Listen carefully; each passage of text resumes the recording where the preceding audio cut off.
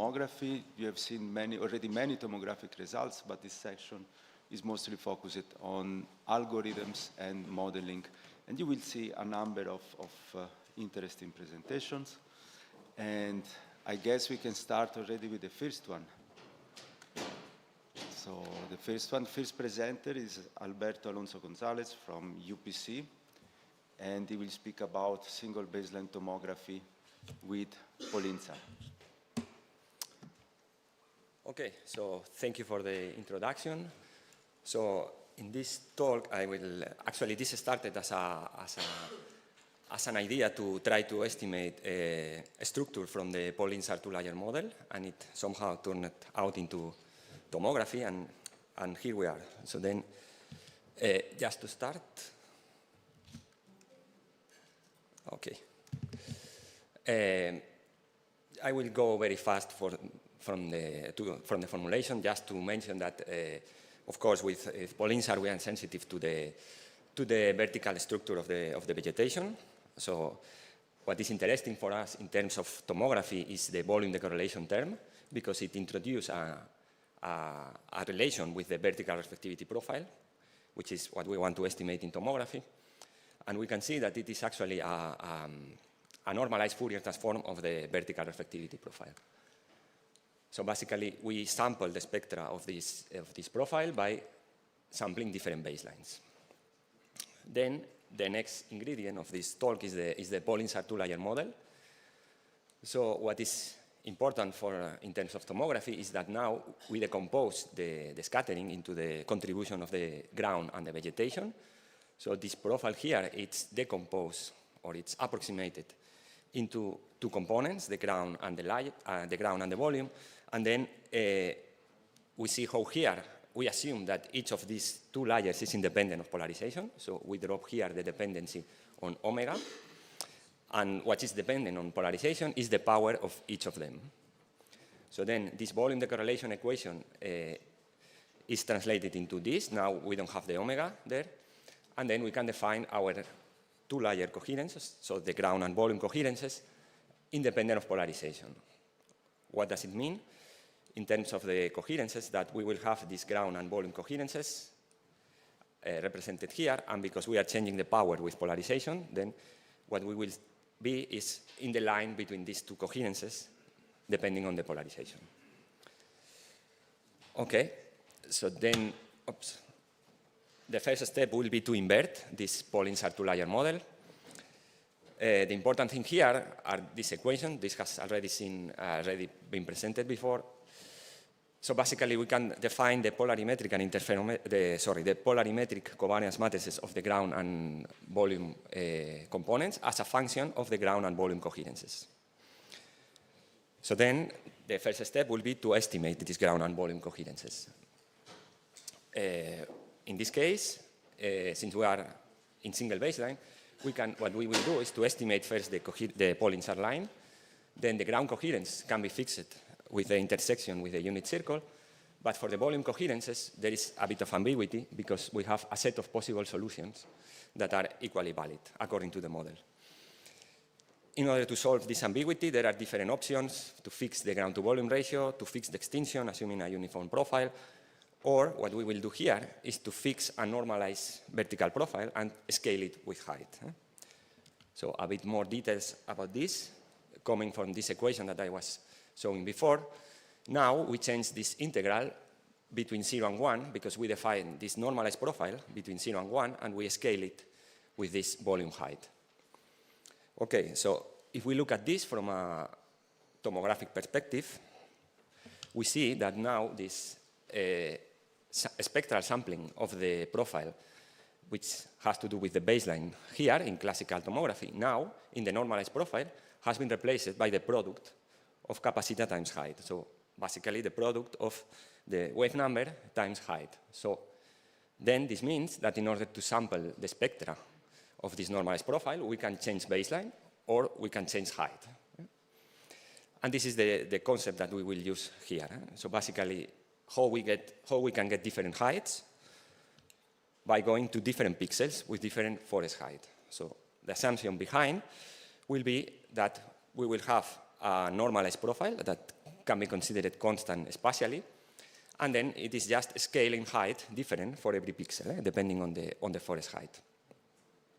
Okay, and I want to, and we can try to do tomography on this normalized profile by exploiting the variability of capacita times height. So even with one capacita, if we have different heights, then we can estimate this normalized profile. This is the core idea. And I want to mention here that despite we are fixing this normalized profile of the volume, we will get actually different profiles for each pixel because this volume, remember that this is only the volume part that we are applying this normalized profile, which I call it here the volume scaling hypothesis, just to give a name to it, will be scaled in height differently for every pixel, and these two components will be combined with different power for every pixel and for every polarization. Okay, so then that will be roughly the scheme of the proposed method. So starting from the data, first we will apply the two-layer model. Then we will estimate, we will invert this two-layer model, and then it means to estimate the ground and volume coherences, and this will give us the height, the estimated height, and the ground and volume components. Okay? Then, in order to do this, we need a profile. So we will ingest here an initial profile. And then, with all these pairs of capacita times height, then we can estimate the normalized profile with this volume decorrelation equation. So basically, doing tomography on the normalized profile. This will give us a new normalized profile that we can go back and apply again in order to invert the two-layer model. And here we can iterate until it converts to the same normalized profile. Okay? Okay, when we arrive to this point, which is the estimation of the parameters, the thing is that actually we have all the parameters of the model. Okay? So then we can apply this model in a forward modeling approach to generate the ground and volume coherences for every baseline distribution, then apply the ground and volume components that we got, and to get the multipolarization multi-baseline matrix. And once we got this, we can apply classical tomographic algorithms like Fourier or Capon beamforming. Okay, so we will estimate this model from single baseline, and we will reconstruct a multi-baseline stack. Okay, so this is the first dataset that I will use. This is the P-band dataset of the AfriSAR campaign over Lope. Just to mention that we have 12 different acquisitions, 12 baselines, and we have a reference DTM and canopy height model. Then, as I was mentioning, the first step is to invert the two-layer model. So then this will give us the ground and volume component, and also the estimation of the heights. And with these heights, we can go to take the pairs of capacita height values and the volume coherences in order to estimate the normalized profile. Once we have this, then what we want to do is to compare the tomograms that we get with single baseline with the tomograms that we get with the 12 baselines. But here, I want to mention that comparing tomograms, it's very difficult because it depends strongly on the baseline distribution that you have. And a small change in the baseline distribution will change the PSF, and then you will have a different tomogram, even if physically it's the same vertical structure. So then, in order to make this comparison, because we have this model and we can reconstruct any kind of baseline distribution, what we will do is for every pixel, we will reconstruct exactly the same baselines that we have in the AfriSAR campaign. So then, we will have, in theory, the same vertical resolution, the same height of ambiguity, and the same PSF. And this is, for instance, what we will get when we use one baseline, in this case, the single baseline 40 meters baseline. Then we reconstruct with this information, with this model, the same baseline for every pixel that we have here, and we do tomography. In this case, this is Fourier beamforming, but we can also use Capon here. And, well, if you compare, of course, there are a bit of difference, but we see how more or less we are following this line here, which is the canopy height model, but we see these effects here, which are marked in red, where it seems that the model doesn't work. And this appears, of course, more clearly in Capon because it's not linear, and when the model cannot be applied, it appears these artifacts here. This corresponds to when we have no forest, so basically we have only surface, and then since we are assuming the two-layer model, then we cannot directly apply this model, okay? And this is just a baseline dependency analysis. So the important thing here is it's this line that we have here, because this tells us the spectrum of the normalized profile that we are sampling in each baseline. So this is basically the histogram of the capacity times height values that we use for estimating the normalized profile. And of course, we are doing single baseline tomography, so we have the limitation of single baselines. So basically, if we have a very small baseline, what we will get is that we are not sampling properly the complete spectrum. So then what we have is that we are overestimating the profiles, as we are not sensitive to the smaller volumes. As we start to increase the baseline, it starts to get better. In this case, this is the example I was showing before. So basically, we got the best distribution of the capacity times height spectrum. But if we go to two large baselines, like this one, is the opposite behavior. Eh? Here we miss the lower spectrum, and then we are not sensitive to the larger volumes, as there is a lot of volume decorrelation, and we underestimate the profiles. Okay, and then we will apply this to biomass data. So this is the stack that I will use. It has been shown many times during the conference. Just to mention that maybe I was not lucky to select this, because then the baselines that we get here are quite small.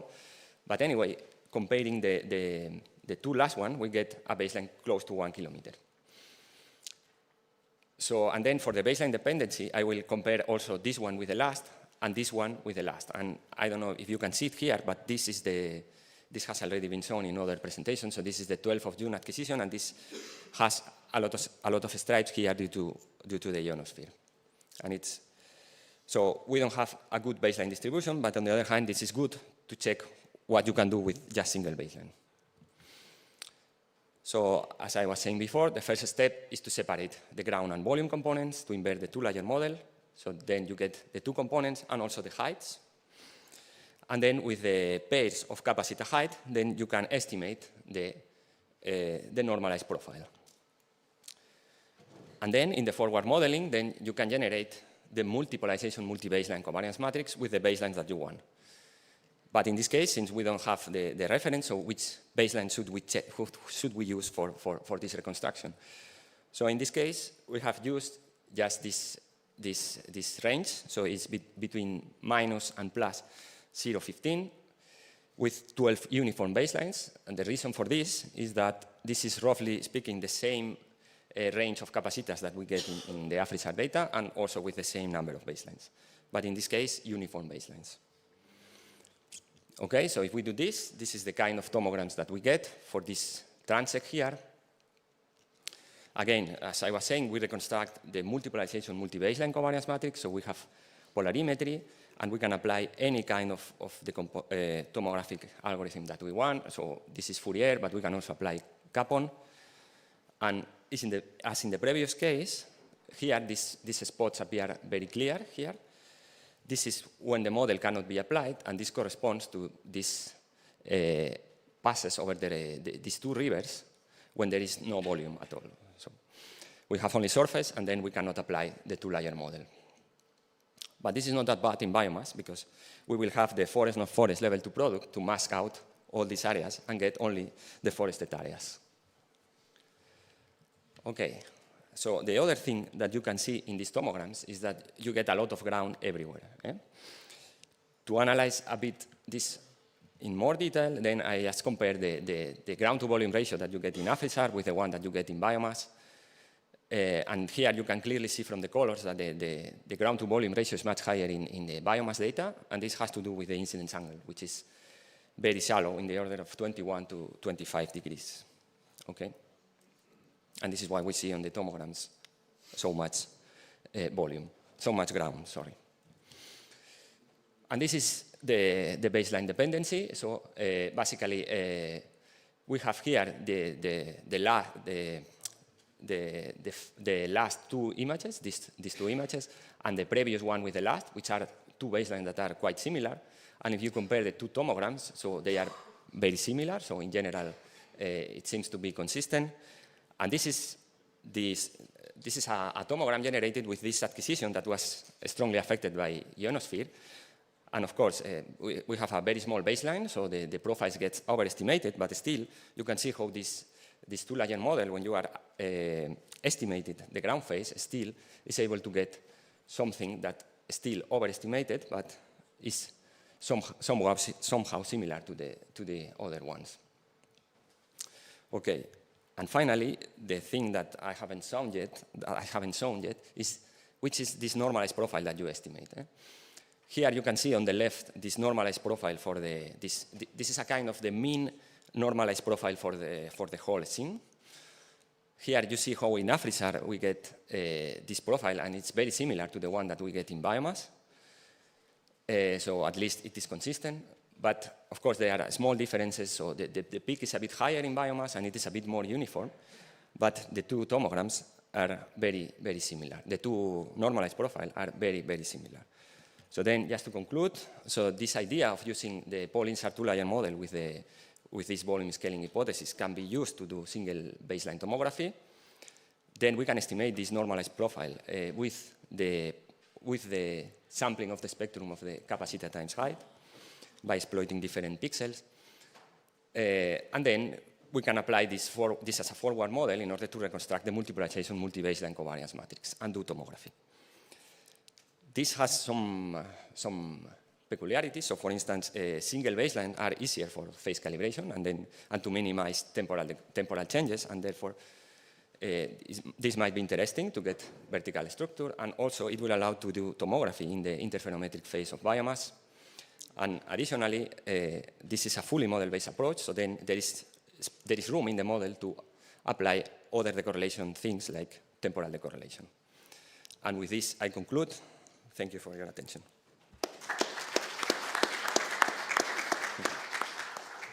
So thank you very much. We have time for questions.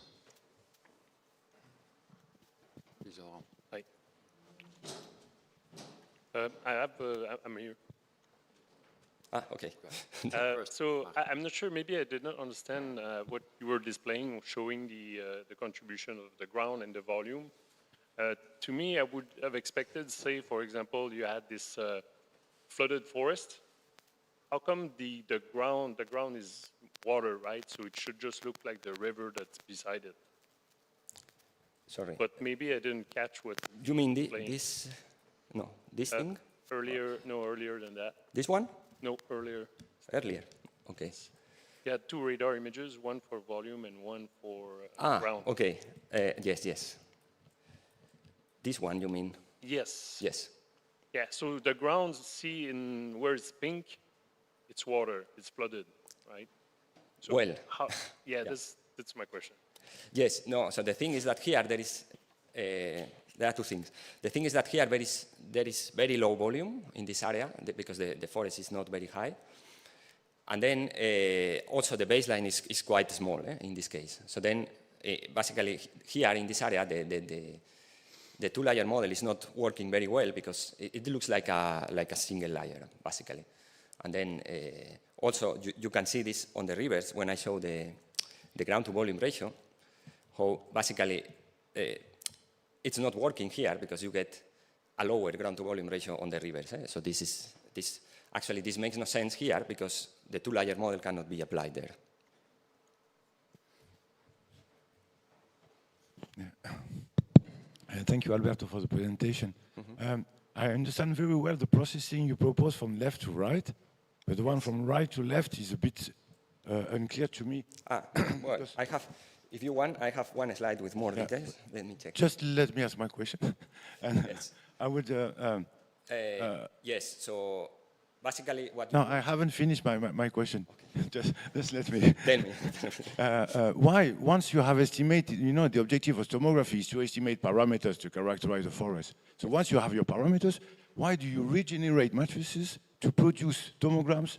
Comparing two tomograms is very uneasy because some small phase residuals can modify the shapes. It's easier to compare the parameters, and at the end, this is what you're doing. You're comparing ground-to-volume ratio I understand the way that you want to generalize your model to more baselines, to other configurations.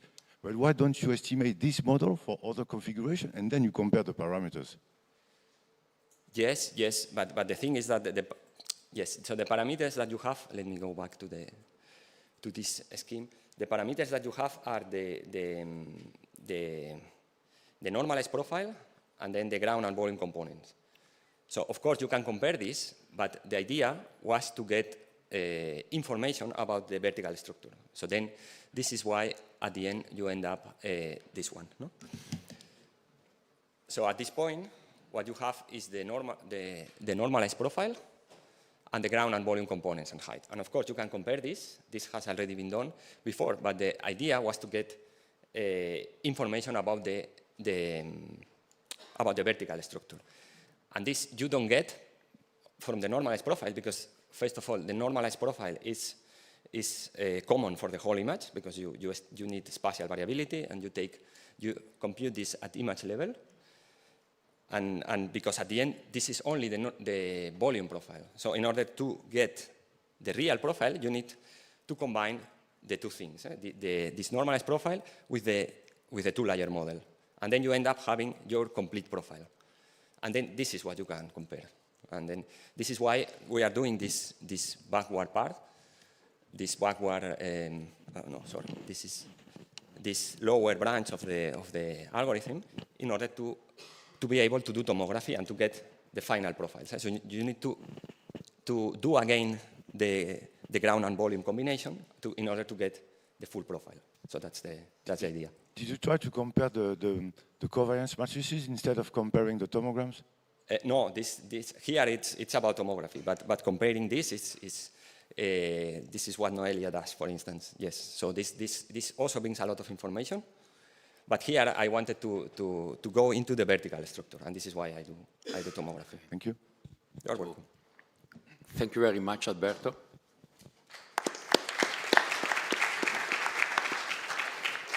So now it's time to pass to the second paper, which is a layered investigation of wind-induced forest scattering decorrelation for tandem satellite Tomosar, presented by Fabrizio Lombardini. Fabrizio, the floor is yours. Thank you, Stefano. I thank my co-author, Giulia Bottita, that is pursuing the PhD at University of Pisa. And just an introduction, I would like to recall some research achievements at UNIP in the framework and related say, piece of research context in connection with this work, in particular about past milestone Capon tomography, 4D SAR imaging that is also termed differential SAR tomography. In general, apart from this method, the tomography nowadays is an emerging framework for sensing volumes. Most of you know that typically we use a multi-pass virtual array synthesized by repeat passes of a standard monostatic radar. The vertical beamforming for the 3D imaging corresponds basically mathematically to estimate a spatial spectrum of the multi-baseline data vector with different methods including Capon. Here we, like forests, there's no ice, but there are also urban layover applications. Concerning the general context, temporal decorrelation phenomena are important for operations of tomography. By the way, the biomass system was designed with a revisit time short enough to reduce the decorrelation that anyway stands also in P-band. So there are many different kinds of changes of forest scatter, including reflectivity. I'd like to stress that the physical origins of what is the blurring in the final tomo imaging, presence of changes, are height localized. So estimating coherence for the total volume and the ground, say the ensemble coherence is a good indicator, but is not enough to characterize tomosar blurring. We need height localized coherence estimates. Many studies have been done for the long-term decorrelation component in forest. We began using a special for the processing in arbor data, so with quite a large scale investigation, separating in height different long-term decorrelation mechanisms, and of course a lot of tropiscat and boreascat coherence measures were accumulated. So now let's go to the specific topic, that is temporal decorrelation issues for the new way to perform tomography to bypass long-term temporal decorrelation. It's an alternative tomosar method employing companion, if you wish, tandem satellite configuration. You know, the concept is having a formation flying system with two satellites that passes one to multiple times, but the data entering the tomo processing here are not all the tracks together because of the long-term decorrelation issue between passes. We just exploit, say, track per only coherence data. So the coherence between the two tracks in a pass, you repeat this acquisition change in baseline, and mathematically, with a Fourier-Wiener-Khinchin relation from the sequence of the track pair coherence and the height profile, you get the tomography. It's a sort of inversion. There is not a term standard for this. We call this correlative processing. Stefano maybe preferred to call this correlation tomography or coherence tomography. By the way, the idea was from JPL many years ago, Robert Royaft. The concept fully bypasses the long-term decorrelation issue, but in practice, the two satellites are not fully simultaneous. Typically, because of safety and orbital control issue, they are not parallel. They are one a bit forward and one a bit backward to have a longer separation in the orbit. So they are not fully simultaneous. So another decorrelation scale stands in the shorter term that can influence the new technique. And the origin of this component is the possible presence of wind on vegetation, motion of the wind, motion caused by the wind. Actually, typically, one thing, since the beginning, the coherence is not perfect, is say root zero, and then the case in the long term, days and months. Actually, before root zero, the coherence for zero time lag is one perfect, apart from the thermal noise. It decays quickly in fraction of second to a steady state. Then, in days and months, you have the long term. So this is the part of the decorrelation we would like to investigate more and more for this kind of application. And this fraction of second scale decorrelation, by the way, should be investigated height by height, layer by layer, as the long-term one, has not been covered by radar tower of ESA, I mean boreascat and tropiscat. Their measurements arrived to a scale of a few seconds sampling, more recently sub-second, but anyway they are ensemble coherence measure, all the volume and the ground, not layer by layer. We also hinted quite a few years ago that the short-term parasitic effect may influence correlative tomosar, of course depending on the wind and on the wavelength. So it's something to account for. Actually, we have a research line on this matter. We have a special ground-based array with a very quick acquisition to separate short-term decorrelation mechanism. We presented this in the years with some advancement in a few conferences. We prepared the journal version, but this letter has somewhat a troublesome story. Finally, Julia performed his master thesis to trigger the PhD on this topic, and we were recognized by IEEE Aerospace society in Italy for this. So just to focus, to look at the phenomenon, if the animation works, you know, in the common life, look at in the winter wind on the vegetation, then wind-blown scatter can exhibit fast and wavelength order motion. For instance, here you see how the leaves, but also branches, moves. This is, of course, a short motion, say, representation. According to the wavelength, this effect can impact. They are not coherent in 1 second, the scatterers. So let's analyze this. Maybe we can discuss a little bit about the issue, because in the last few years there were a few, say, rumors, and this is our opinion. Somebody was thinking that short-term decorrelation actually does not intervene in SAR, because SAR images that, by the way, during the second long synthetic aperture, can be influenced by this effect.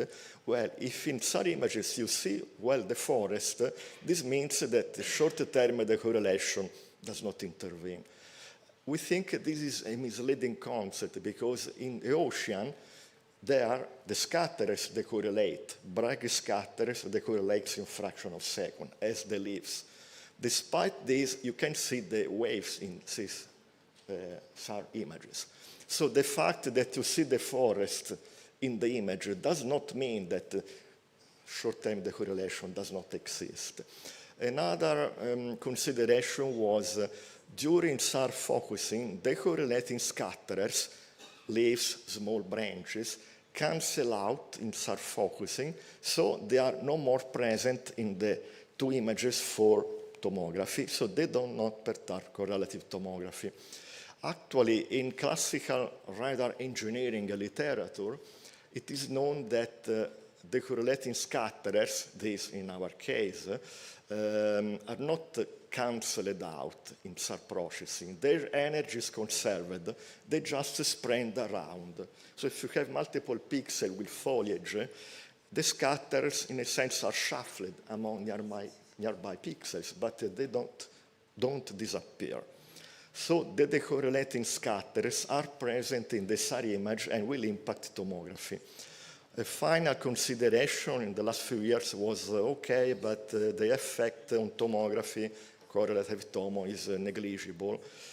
Well, it depends. TandemX was designed with a minimized time lag, with a big aerospace effort for the orbital design and control to minimize the time lag, accounting for this problem.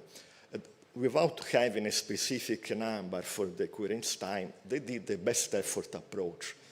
On the other way, we think that an example of the influence is the TomoSense campaign at the C-band for what concerns the correlative experiment.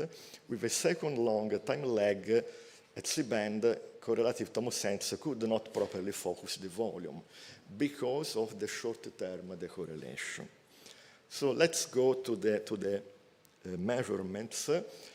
We did the campaign some years ago with a special hardware. So we have, say, a special instrument and different kind of processing methods to analyze the data.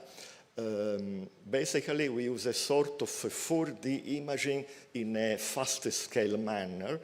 The system is a ground-based mini radar array with 20 phase center in vertical.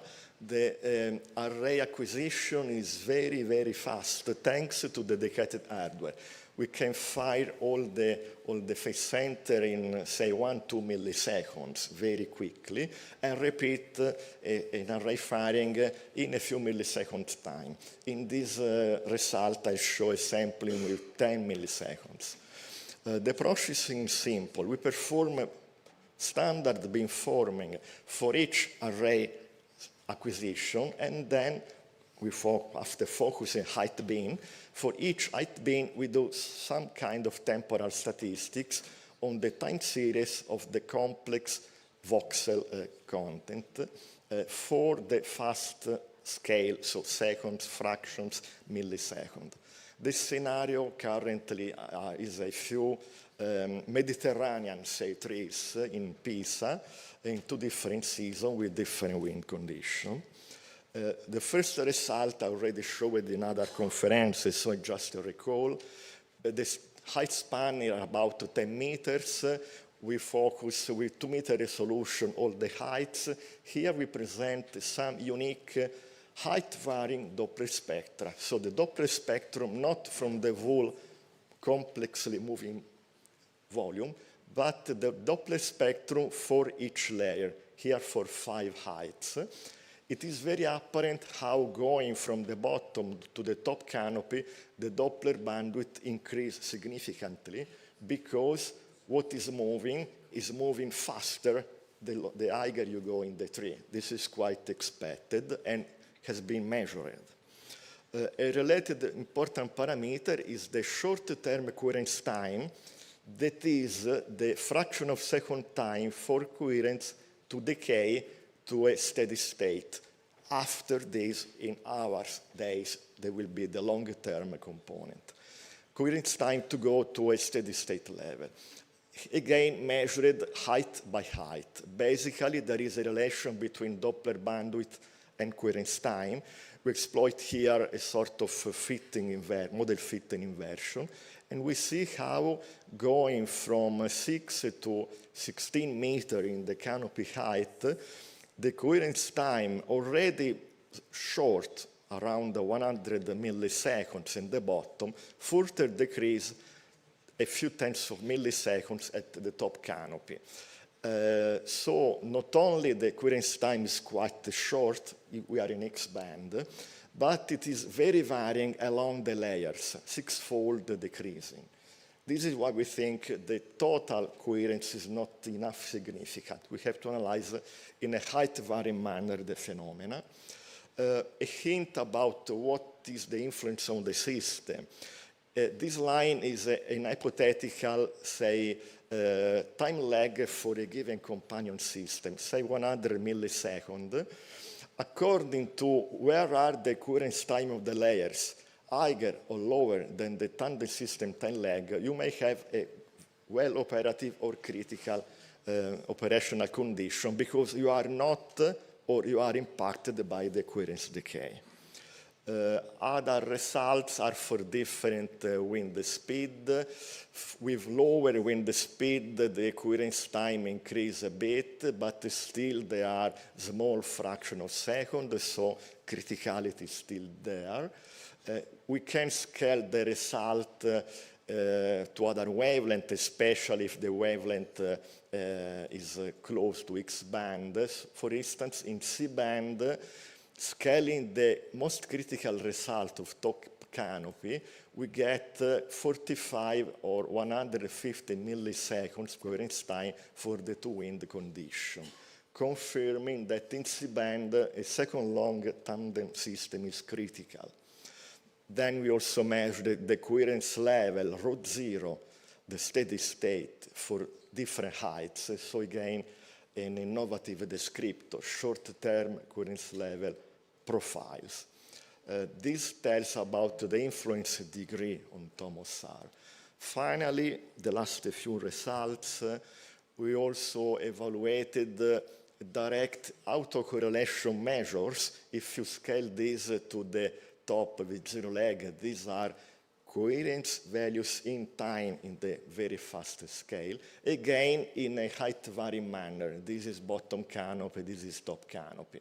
These results confirmed the previous fitting-based coherence time measures. Here we have a hint about time-varying sliding window analysis. For instance, you can think that the Doppler is 0 on the average, and it is for a long scale, say, acquisition, 2 minutes, because on the average, the trees does not move, they are standing.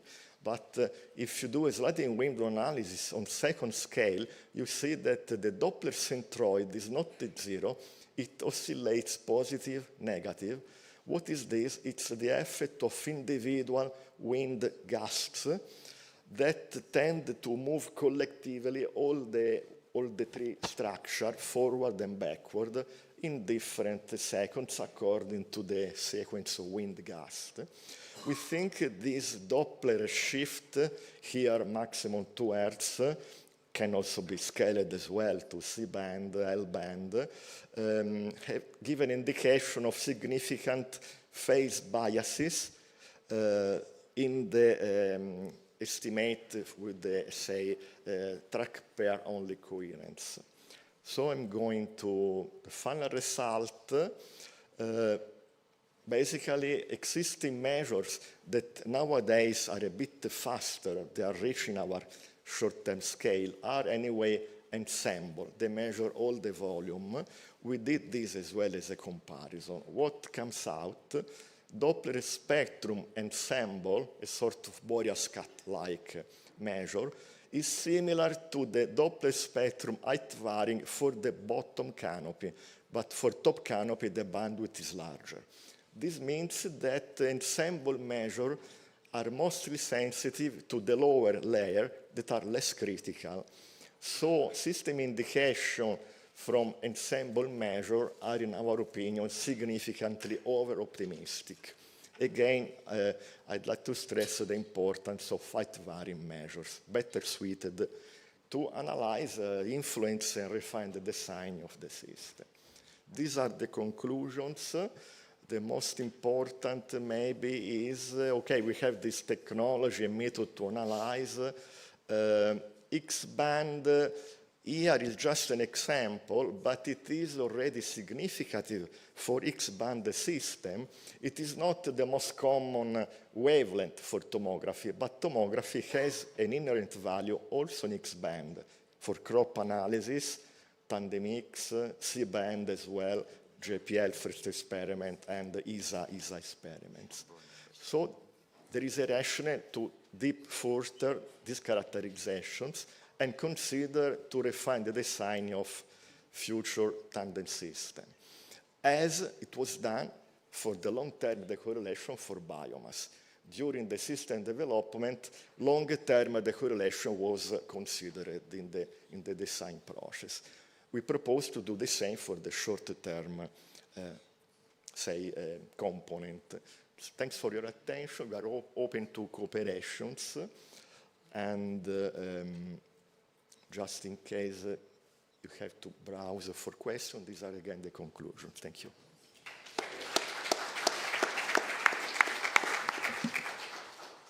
Thank you, Fabrizio.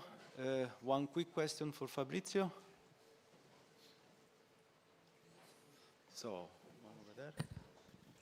Thank you. The question is, let's say, would it be the same short-term decorrelation depending on the season? Let's say if you consider boreal forest, then short-term decorrelation when leaves on, leaves off would be, you would expect similar or different? Sorry, I couldn't hear well. You mentioned the C-band or other forest types? Mostly like boreal temperate forest, if you consider like winter or summer, and when leaves on, leaves off. And the temporal decorrelation depending on. Yes, got it. Actually, here we have both a leaved and leafless condition, early autumn, late winter. The results here are with leaves on the tree, but we also have data and some results without leaves. Winter. It happens in our experiment, then the Doppler bandwidths with similar wind are similar with leaf and without the leaves. So it seems that the tree branches motion here is dominant over the leaves motion. We can also push further this analysis. So we have different seasons. Concerning the kind of forest, since this is at now free research, it's not an ESA project, we just used a piece of forest in our town, in Pisa, to do these measurements in another scenario, even non-Mediterranean. Of course, we would like to cooperate or integrate this in a bigger flow, because it's not easy to do a campaign with free research in another country or whatever.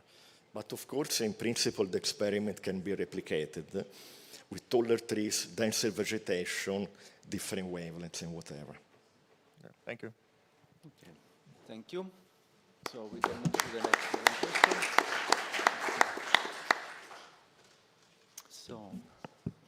Okay, so we are ready for the next paper, model-free and high-resolution 3D imaging of forest using moment-based SAR tomography, presented by Colin Cross.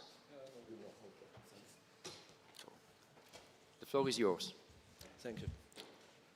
Thank you for the introduction. Good morning, everyone. So I'm a postdoc researcher at Israel Superior working with Laurent Ferro-Famille in Toulouse, France. And today I'm going to introduce a new model in order to characterize several features of the forest vertical reflectivity. So let me start with some basic concept about SAR tomography. So when you have SAR images, what you see in every pixel are the contributions of all the scatterers within the resolution cell.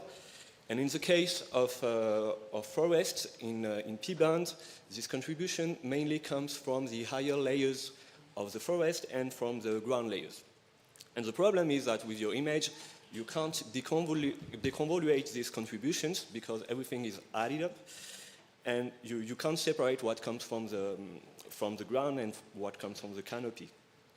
To do so, you have to do tomography, so to use several paces at different incidence angles with different non-zero baselines, and you get a spatial resolution in the third direction, in the cross-range direction. And when you consider a band of forest, you can plot this kind of beautiful tomograms. But these tomograms are very qualitative, and today I'm going to try to put some numbers on these tomograms to quantify several things. And I'm going to focus on the estimation of three parameters. The first one will be the mean height, okay, the center of phase of the volume. The second will be the spread of the volume, and the third one will be the total backscatter intensity. And I will do that in the context of biomass. So we have several challenges. The first one is that we have a poor resolution with respect to the side of the object we want to identify. So typically we have a resolution which is greater than 10 meters, sometimes 30 meters. Why we would like to characterize the volume whose standard deviation is about 5 meters. So we will need to develop high resolution techniques in order to get a correct estimation. And the second difficulty is that the shape of the profile, so here I drew a Gaussian shape, is not well characterized. So here I drew a Gaussian shape, but you can work with exponential shapes or uniform shapes. But my point is that we don't know this shape, okay? And I don't want to impose a shape, because if you impose a shape, you will tend to put some biases in your estimations, because different shapes will give you different estimators. So during this presentation, I will consider a general shape that we call P, okay, which is normalized, so unit mass and centered, in order to consider all the possible things. So every time we see something in blue, it's a shape, and it's something we don't know, something I don't want to impose.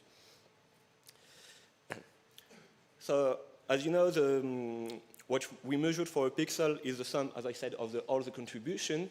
And for the beginning of this presentation, I will not consider the ground. Okay, so I will assume it is notch, and I will use the classical model where the power density depends solely on the elevation. So we do interferometry. So when you do interferometry, you do the dot product between two images, and what you observed is not actually the shape, well, not the profile, but his Fourier transform, okay, the Fourier coefficient of this shape. And if I expand a little bit in order to make to introduce my shape function, what we get is the Fourier coefficient of this shape function. Then we consider all the measurements. So for biomass, it's 7 or 3. And we get this expression for the covariance matrix or covariance matrix, where you have a matrix here, B, which depends on the shape. This is what I will call the shape matrix. And then we are doing observations. So we are forming an empirical covariance matrix, and what we would like to do is try to find the parameters that best reconstruct this covariance matrix.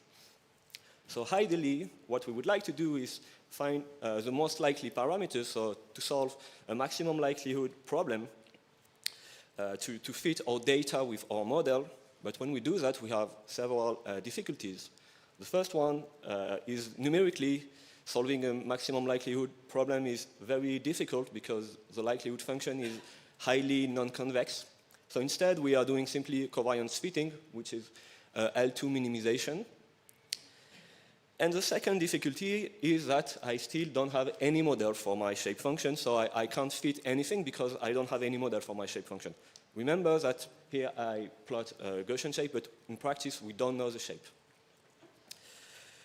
So I need to introduce a model for this shape function and the shape matrix. And to give you the intuition, let's have a look at what is observed by our data.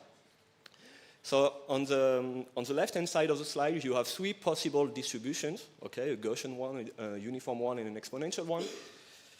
And when you have the covariance matrix at the bottom, what we observe actually, it's not this shape, as I said, but their Fourier coefficients, their spectrum. So you have their spectrum on the right. And the point we are observing on this spectrum are these points. Okay, and the first thing to note is that, for example, the value at 0, which corresponds in this spectrum, which corresponds to the backscatter power, is the only value we can't observe. We can't observe it because of the measurement noise. However, we can see it seems natural because, to do some kind of interpolation to retrieve these parameters.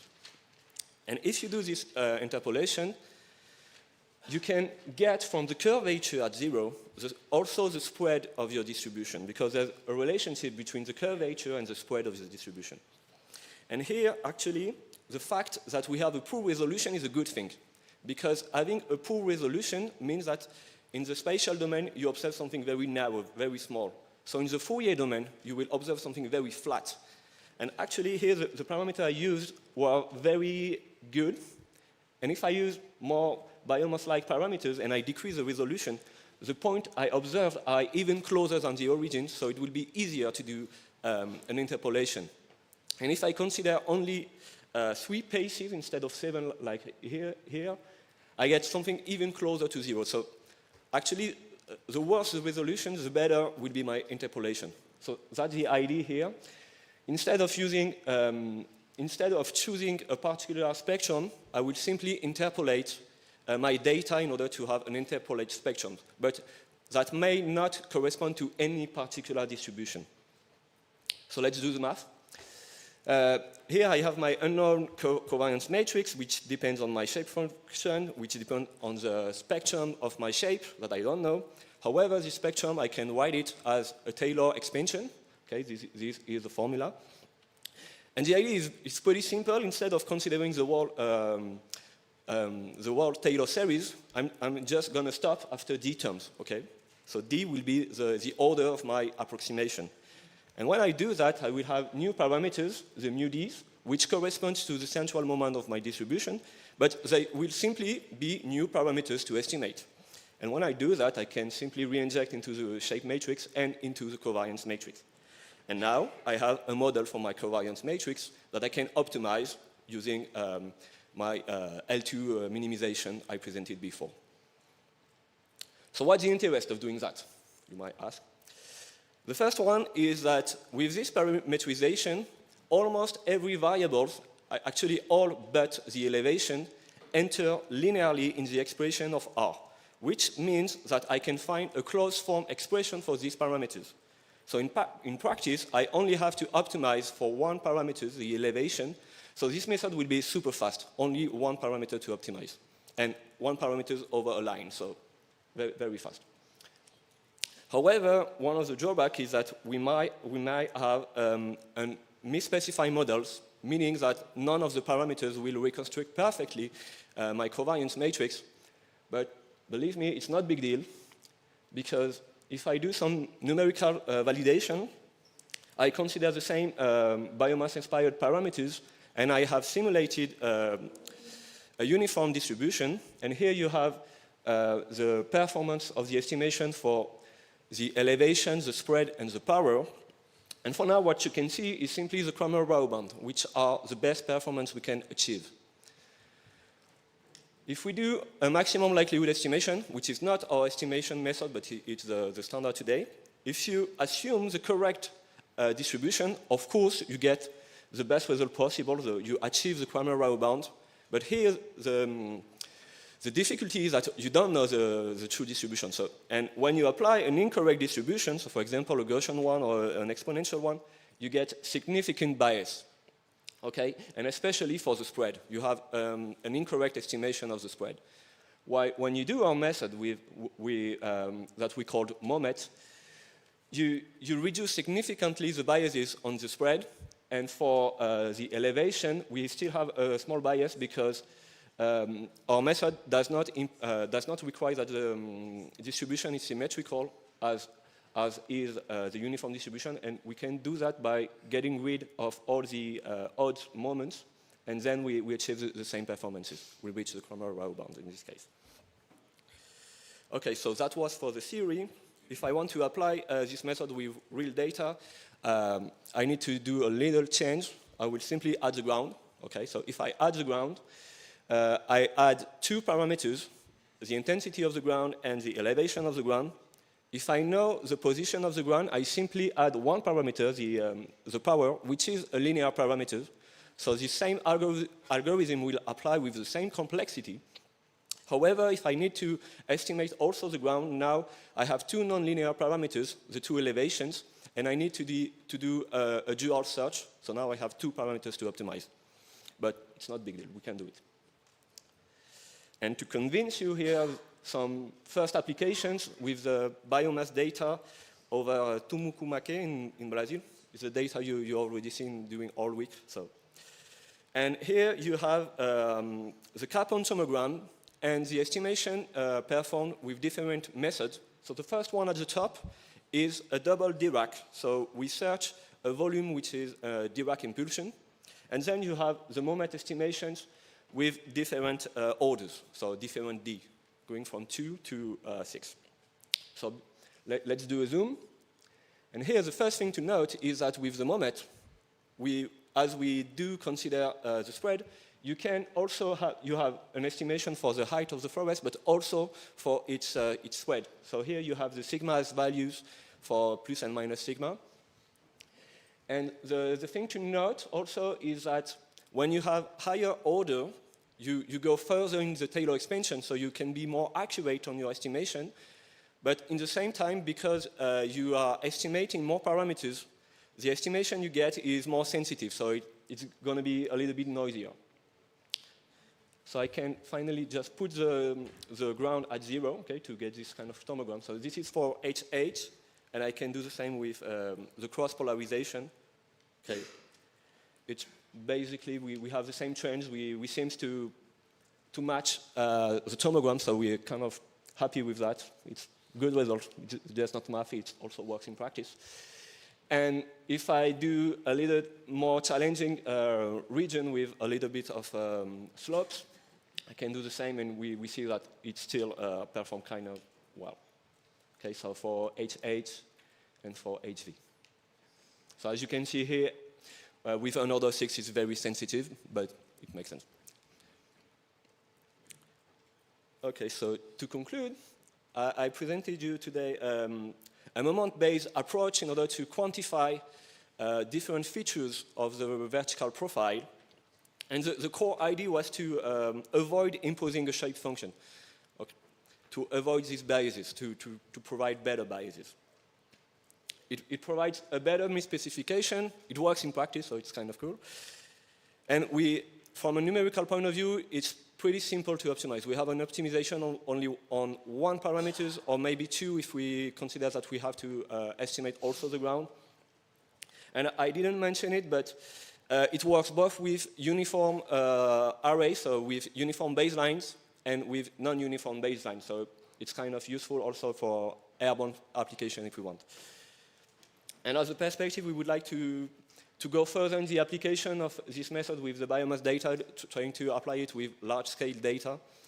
And then another perspective is we would like to try to incorporate the polarization in order to improve a little bit the performances of the estimation.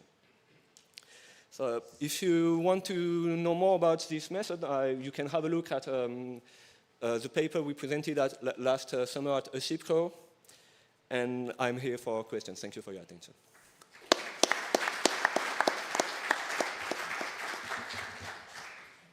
We have time for questions.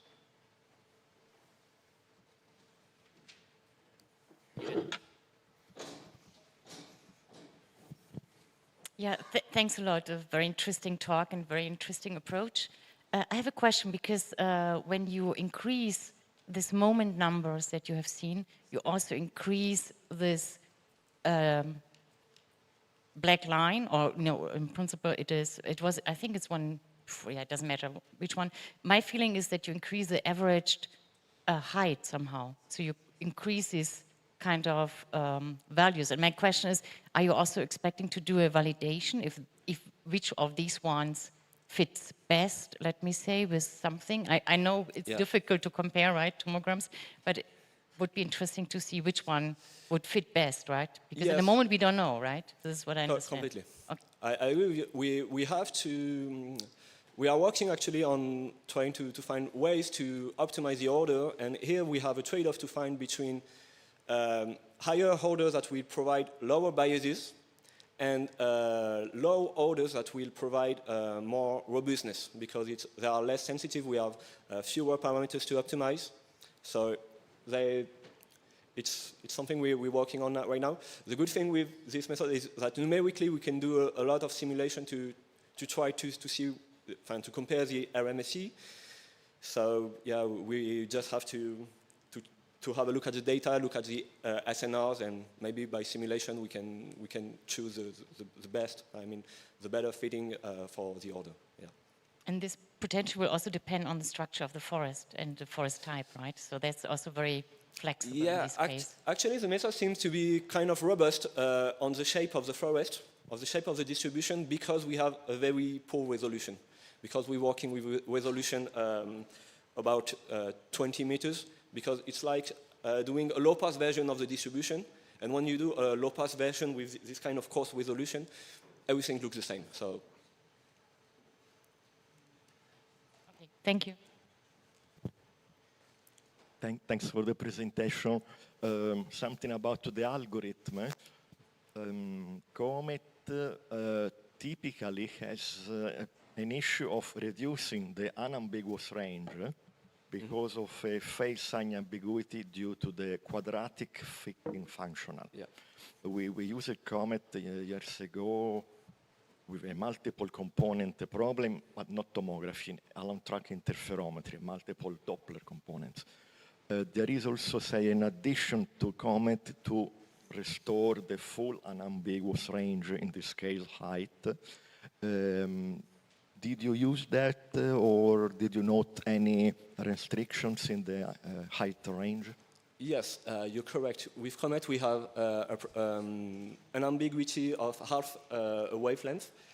But here, actually, we can resolve it, because when you are at plus pi, at half an ambiguity, you obtain, when you compute the other parameter, you obtain a negative power, because it's like you have translated your distribution for half a wavelength.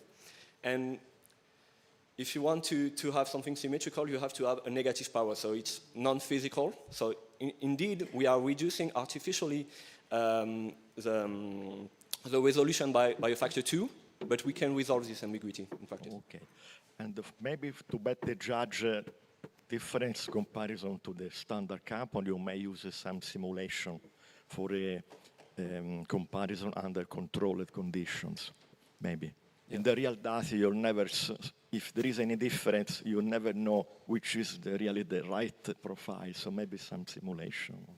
Yeah. Thanks for the indications. Thank you. Time for another quick question.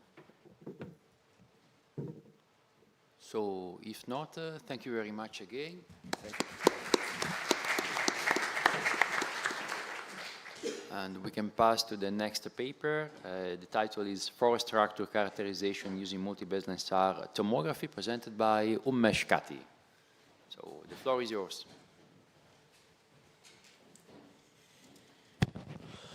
Thank you. Good morning. So thank you for the opportunity. So this work is done by Chumbita, who is doing a PhD at IIT Indore, in collaboration with the ISRO Center at IIRS Dehradun with Shashi and me. And so when we started this work, this was essentially about the TomoSense campaign. We wanted to start processing the tomography because we are relatively new, but I'll show some very recent biomass acquisitions over India and how that has a good potential to estimate the above ground biomass. So that's a few slides I added just last night. So as we know, tomography is an extension of multi-baseline interferometry, and we essentially, our objective is to determine the scatter reflectivity as a function of the height, the z direction.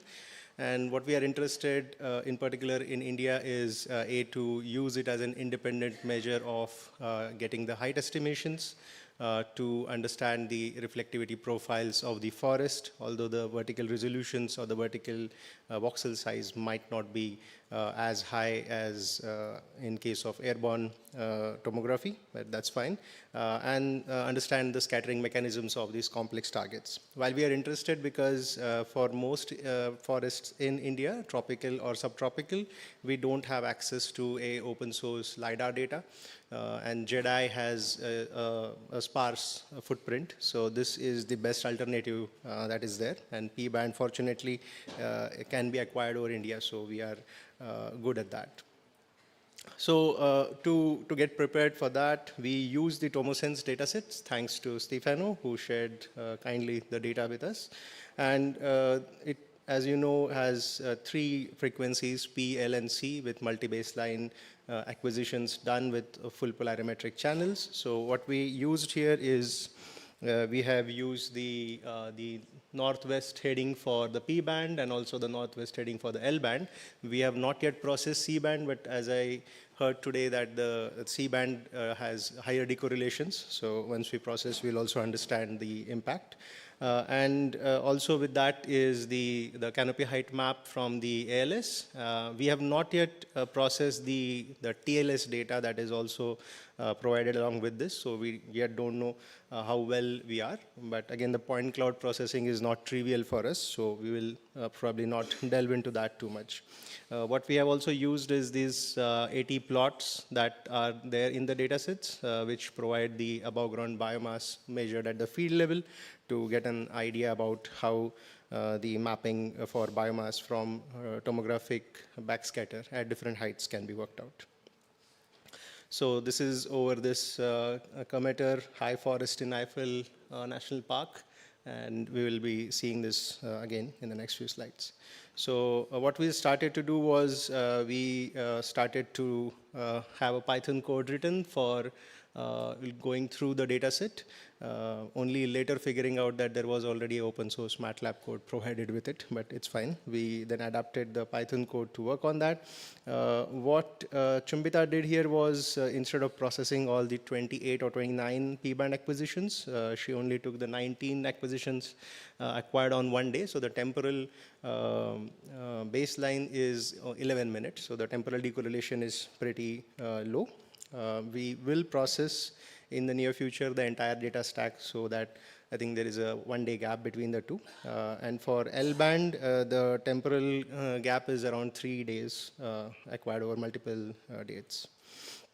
So this is the KZ variation going from acquisition 1 to acquisition 19 for P-band, and this is for L-band. And L-band, there are 15 acquisitions that were used for this case.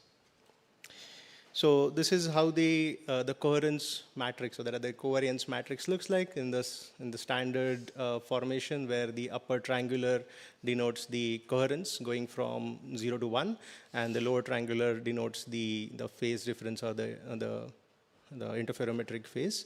Now, the data has already been processed and calibrated. The phase calibration has been done. We're thankful for that, because in the past we have had to do a lot of processing for tandem X when we tried to do something similar, and that was a little painful, but this is much processed, and so it's very easy to work from this point.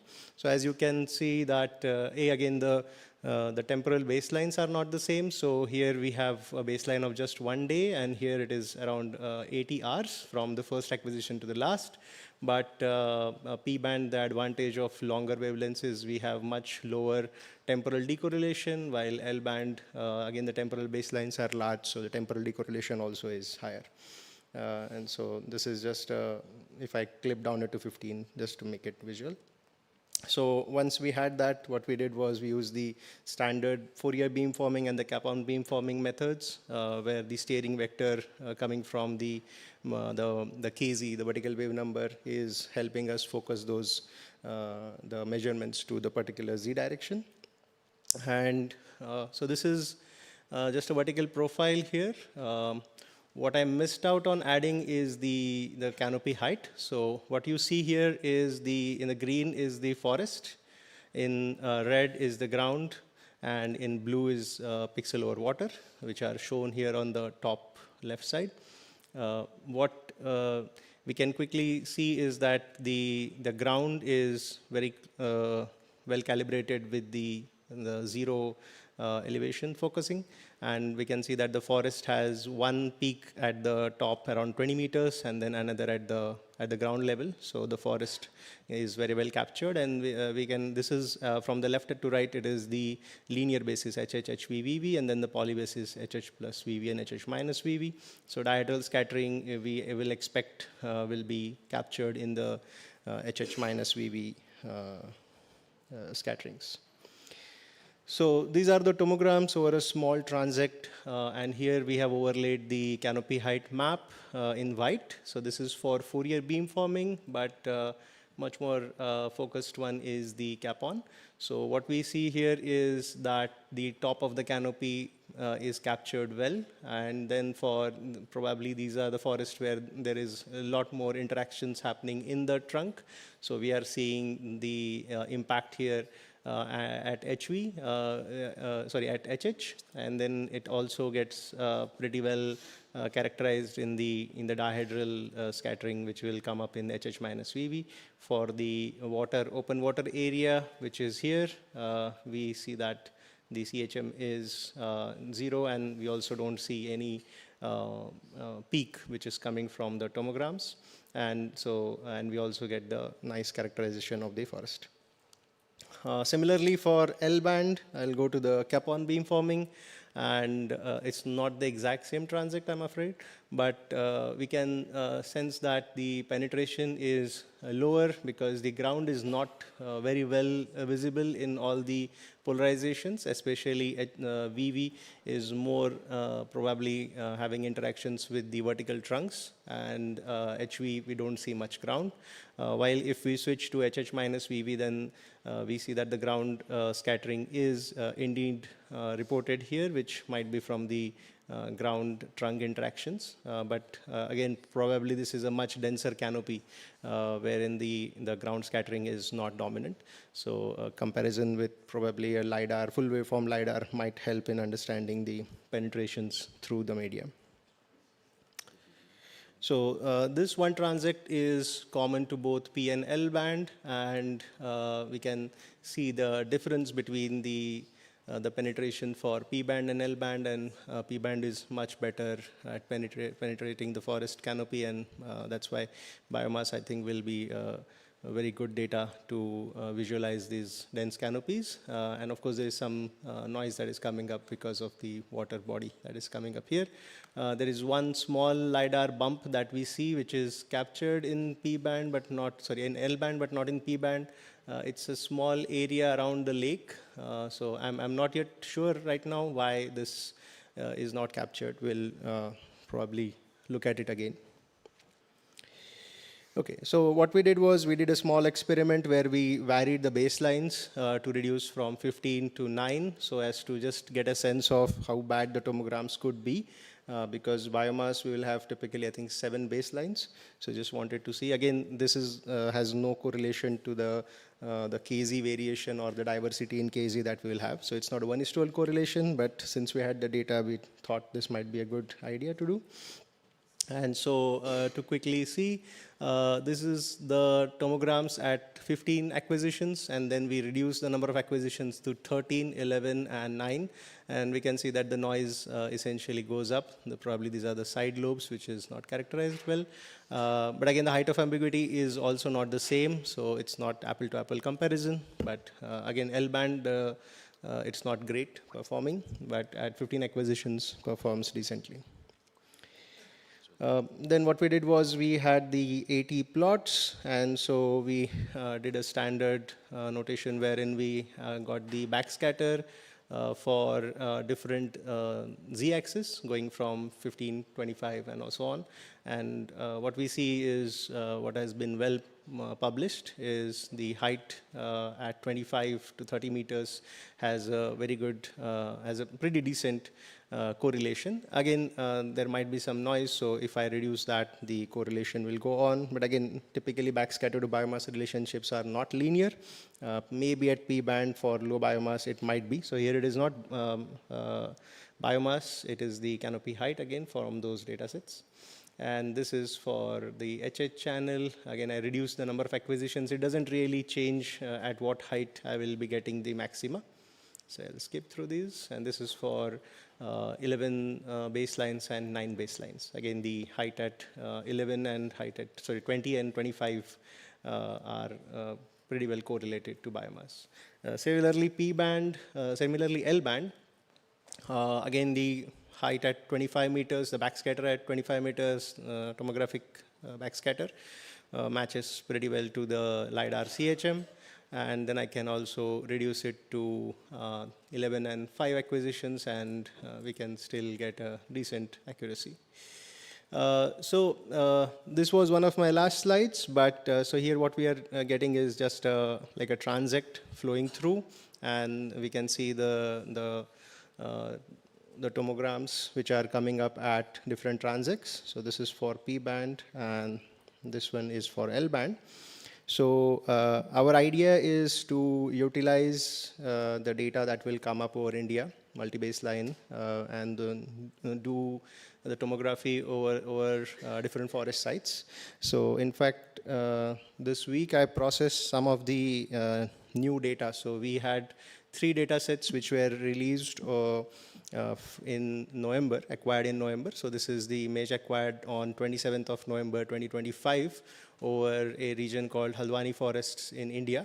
So this is the Haldwani forest, and if you want to see a tiger, you go here, which is a Jim Corbett Tiger Park. And this is P-band backscatter HV, and it is converted into dB scale. And what we have here is we have collected a lot of data over the past decade in this forest. And so this forest has poplars, which have a very thin canopy, open canopy, heights of around 20 meters. And this is teak, Tectona grandis, which has a much denser canopy. The leaves are roughly 30 centimeters long, 10 centimeters broad, so pretty dense. So this is the field data that we collected, of course not in 1 year, across the years. So some of it is not covered by the current satellite acquisition, but these plots are covered here, and these are at 0.1 hectare and 0.25 hectares. So 0.1 hectare plots are square plots at 31 meter side, and 0.25 are 50 meter side square plots. So they are collected from 2013 till 2023. I think I missed one year here, but I'll show it in the next. And so probably Klaus might like this. So this is the not corrected backscatter to biomass relationship between the field AGB and the cross-pole backscatter. So what I mean by not corrected is I have not yet applied the biomass expansion factors for the data that is collected in the past. So once we apply that, we might see a better relationship. And also this is a managed forest, so we will be working on it to understand which plots have undergone a change and remove those, and also do fresh field data acquisition during spring and summer this year. So this relationship will improve. And so what we see is that for pretty much till 200 to 250, we don't see a saturation. At L band, we expect to see saturation much earlier. So once we get the NISAR data later this year, we will have those results as well. So this is relatively low biomass, but biomass has also acquired another data, which is over here. So this is the river Ganga, and you have this forest which is called the Barkot forest region. So let me zoom in. And so this is the Barkot forest. It's a very dense forest, again, mostly composed of teak and its associated species, which is typically called as sal. And what you have here is this is the river Ganga, and this is the town of Rishikesh. Those of you who have gone to India might have visited this part. And what we have here is this is the biomass backscatter relationship for cross-pole. Here the x-axis goes all the way up to 600. In fact, there are a few plots which are much higher than that, but I clipped it to 600. And we can pretty well see the relationship here. So maybe in the next few months, we will redo the analysis and share with the community. So with this, I conclude. And this is a work in progress, but we are thankful to the TomoSense data to help us understand the tomographic processing, because it's a calibrated data, so we know what we are doing correct and wrong.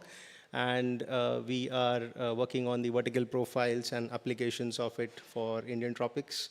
And the challenges, we are still to carry out geocodings of these tomograms and to compare it with TLS data. Again, the slant range from tomography and the nadir aspects from LiDAR, the geometry is, we are yet to figure out. Probably at biomass, the resolutions are much coarser, so it's fine, but I don't know about airborne, how we compare those. And we will work on this biomass data for getting height AGB topography over India. And because of the absence of LiDAR, we are figuring out how to validate tomograms, because there is no easy way to validate them just using field data, but we'll find some workaround. So I thank you for your time and questions. Thanks.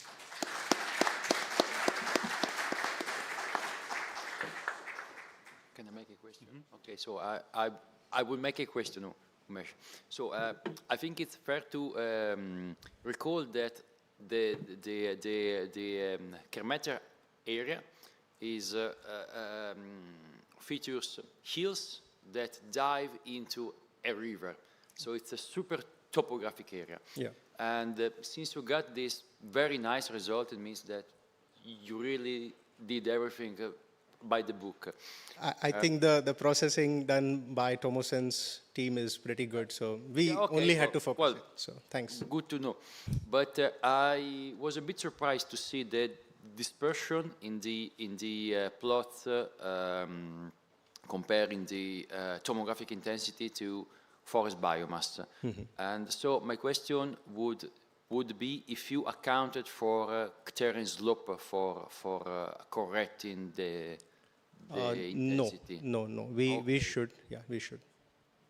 That makes a huge difference. Yes. So I agree. we see. Yeah. Okay, thanks. So, more questions?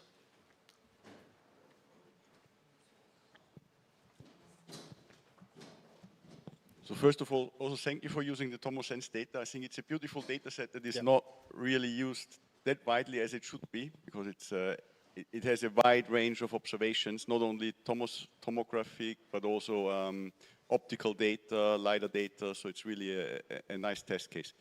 My question is to your last two slides. So this is not tomographic, right? No, no. This is just plain. This is just plain backscatter. And Did you also try to process the data there in tomographically, or you don't have the stacks yet? we have only 3 acquisitions yet, so Okay. not the So we're complete not there stack. yet. Okay.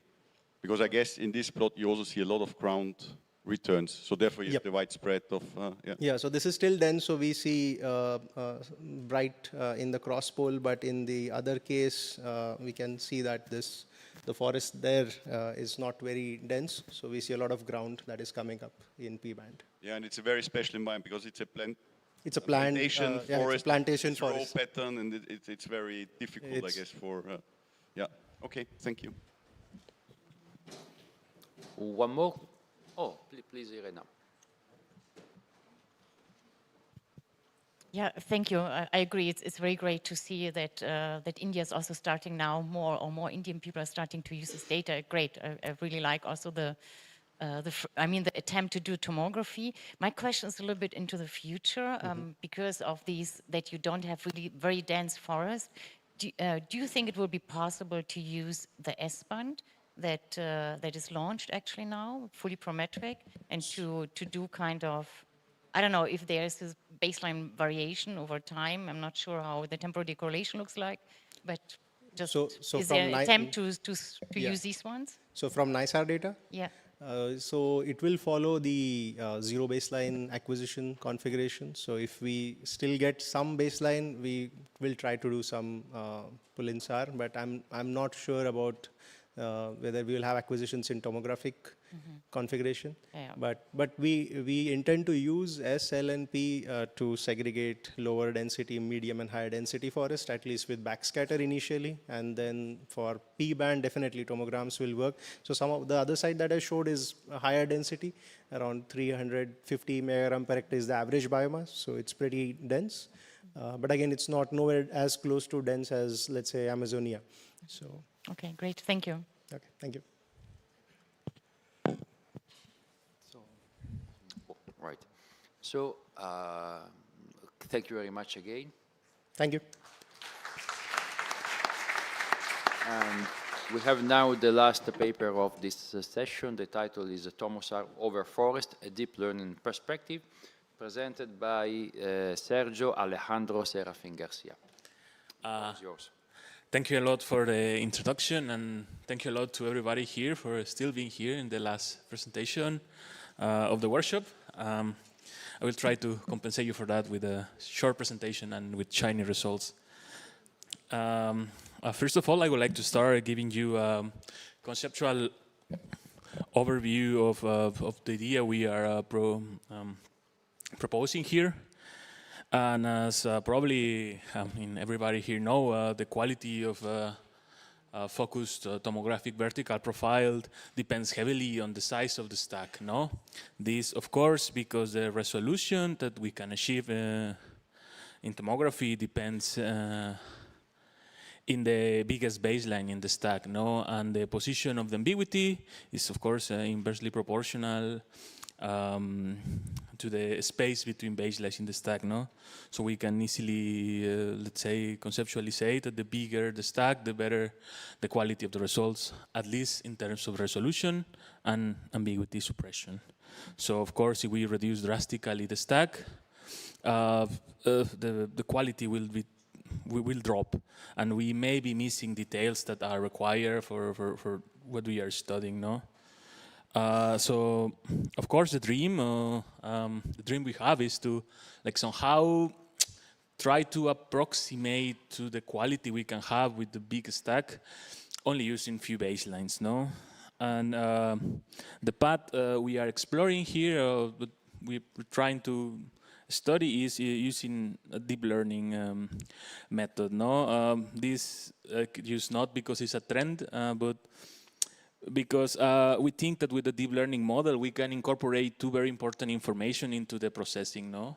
First, we can incorporate contextual information. I know, like, not only considering the pixel we are using, but that we are processing, but also the pixels around it that also have some information, no? And also we can use a model, no? That is like also like adding a prior information of what the scene we are focusing, no? In our case, with temper forest or the dataset I will be using, we will select the 2 Gaussian model. No, of course, one Gaussian will correspond to the contributions coming from the ground, and the other one will contain the information coming from the canopy. Each of the Gaussians will be, of course, represented with 3 parameters: position, thickness, and amplitude. So that gives you a target vector of 6 parameters. So if we see it like this, the supervised learning problem is super clear, no? Like we have an input, like a reduced stack, and we have an output that is some parameters that represent a high-quality tomogram, no? But if you have work or play with deep learning, you know that that's normally not the problem. The problem is the data, no? And in this case, I found my data in a forest in the south of Germany, in Traunstein. I am using a bit old data set, and this is Traunstein, to do like a bit of a proof of concept of what I'm trying to do here. Here you can see an image of the area, and this is an L-band mission with 20 centimeter wavelength, and we will be using the HV polarization. This scene has a resolution in range of 1.3 meters, resolution in azimuth of 0.6 meters, with a nominal height of 3,720 meters. And the most important thing is that this is data set was covered with 29 baseline. No? So to define the input to our model, we will, I mean, of course, we are splitting the area into 2 subsets, one that will be used for training, that the envision that will be covered with the 29 baselines, and other area that we will reduce it only to 4, no? But this will be only used for testing. Of course, yeah, of course, the testing area won't be used during the training, just to clarify if someone is not familiar. And each of the 4 baselines used as input to the processing tool will be represented via 2 channels. One being the amplitude, and other being interferometric phase computed with a common master. And for the reference information, we will be using, of course, the training subset we can see here. And we will use the 29 baselines available. After computing the vertical profiles with a classical focusing method, in this case Capon, we will extract the parameters, no? And here I have some examples of how the data will look after we model it. And I actually want to show you one special case, that is when we only have ground. So when we only have ground, what the parameter extraction we're doing here does is that it makes the amplitude basically go to 0 and make the other 2 parameters stay in the initial values. This is very important because this is something we can exploit during the training to distinguish while we are training after each epoch areas where we have 2 layers and areas when we have only 1.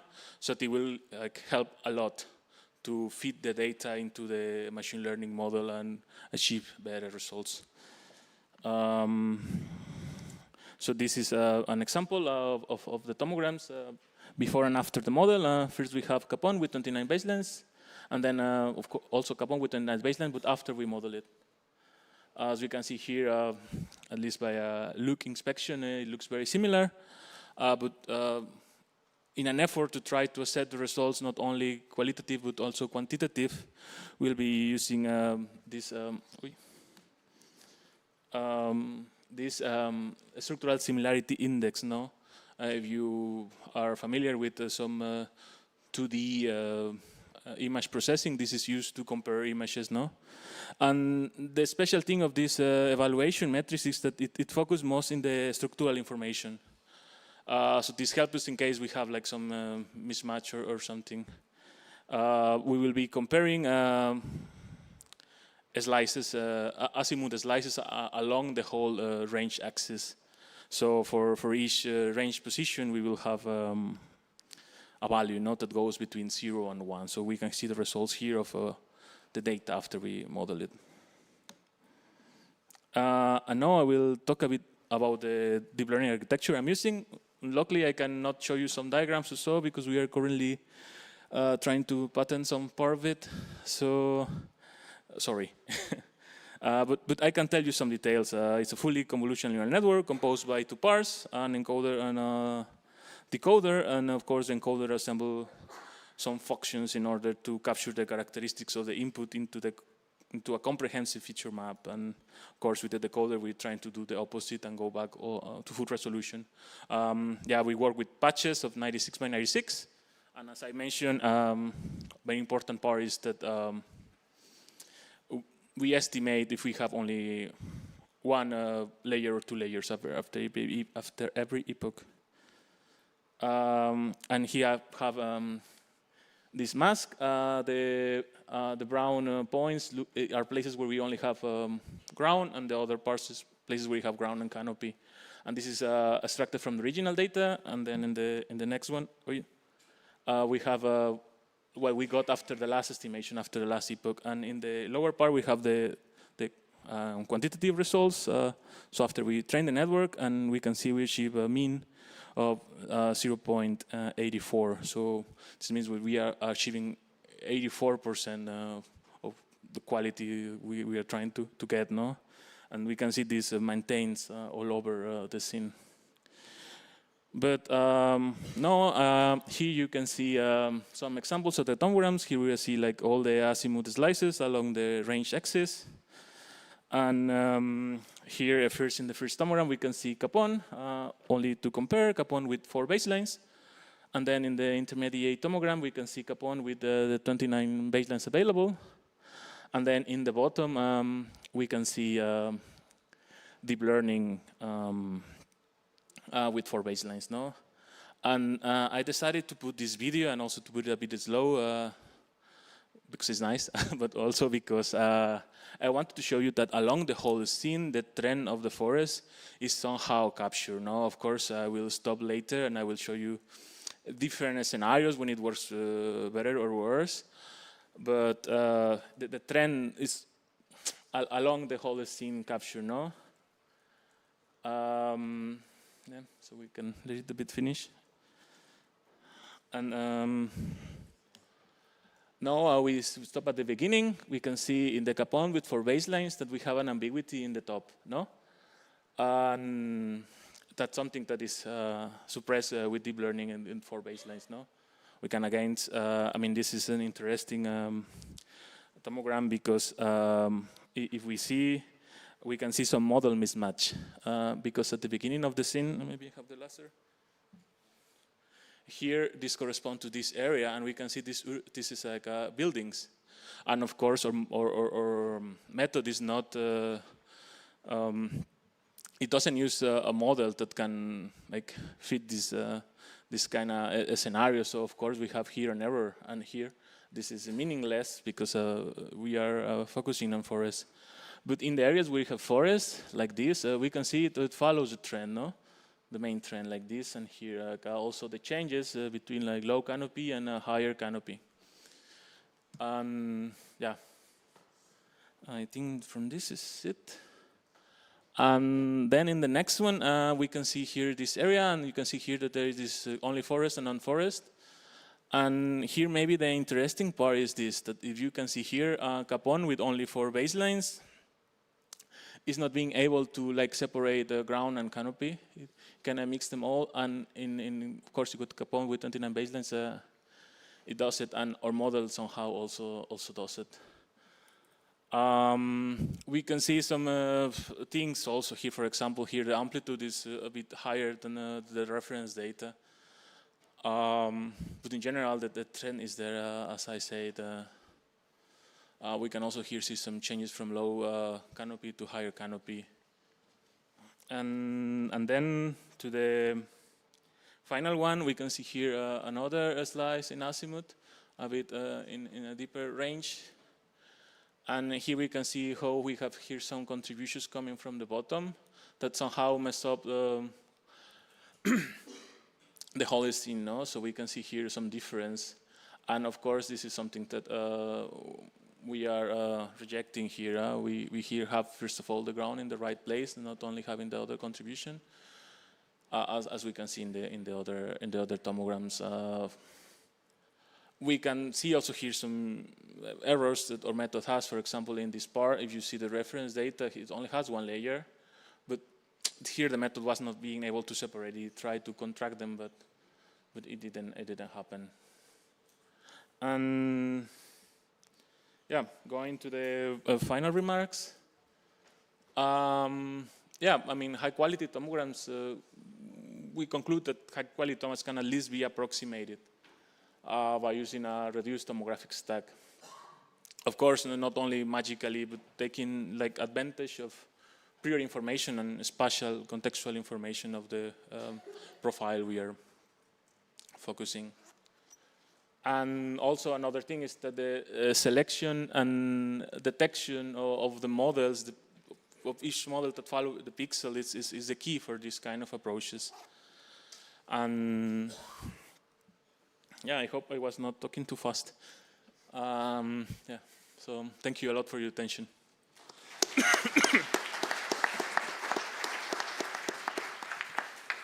Have time for questions.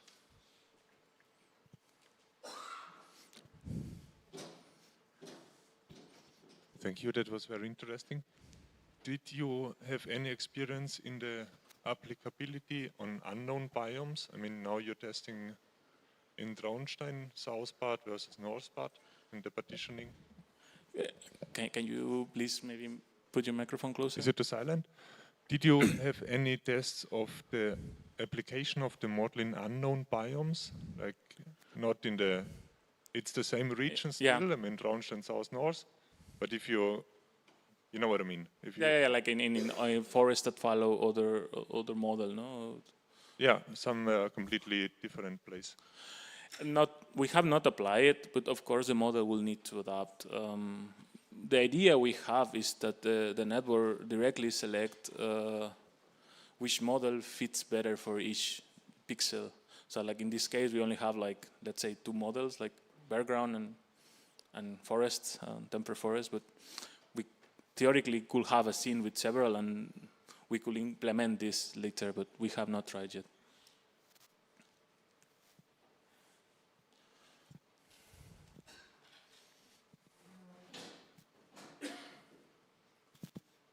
Thank you for the presentation. Maybe I missed the point. When you have the 4 baselines with some strong ambiguities, even in are they not only few, are they quite sparse? This is because you have ambiguity? Yeah. Okay. Yeah. So it's quite nice that the DL method resolved the ambiguity. Do you think it's due more to contextual or a priori information? It's definitely a priori information. Okay. Yeah, because since we are using a model, the model doesn't consider the ambiguity, so it just neglects it. Yeah. When you get the ambiguity, it seems quite homogeneous spatially. So Yeah. the trick is not the contextual, the a priori. Okay. Thank you. You're welcome.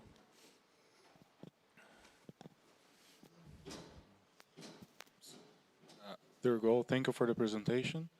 And can you give some further explanation on the features that you use it for a model, if they are only related to the Polinsar or to other spatial context index or vegetation optical data, or if you plan to do that to make sure that you have enough information to allow your model to have a domain shift, I mean, to perform in a domain shift in that way? Yeah, well, right now we are only using the tomographic stack input features to the model. But of course, with machine learning, the nice thing is that you can incorporate other kind of information. So, of course, for example, including other polarizations seems like a nice idea, because maybe you can, as you hear here sometimes, we struggle a bit recovering the ground because we are using HB polarization, so maybe we could start there. But yeah, definitely other information, it could be added. And following on that, do you think that, do you have any sensitivity analysis on how the quality of the data, of your training data, can affect the performance of what you're trying to learn? I mean, if you learn a noise, but actually you have information that are trying to regress in this case, Do you have any strategy for analyze the sensitivity to that? So far, honestly, no. But it definitely is something we need to spend some time with later on. Yeah, sure. Thank you. You're welcome.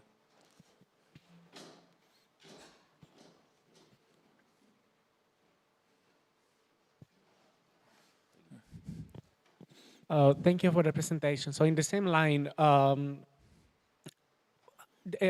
we are in Tungsten, so it's like pretty, there's a lot of topography. Do you think that, so how did you correct for this? Or do you think that your results can be affected by the topography? That was one question. And then I think at the end, it looks like the zero is a bit below zero. I don't know if you have some comments on that. Yeah, this is because we are, for computing the tomograph, we are subtracting the topography, and probably the reference data we have is not really at zero. So that's one question. And other thing is that, yeah, the scene is, it has some big hills in this area, like I think like 150 meters from one point to the other. So yeah, we consider that also during the training house. That's why maybe I also didn't put it back in the end, because it messed up the whole tomograms.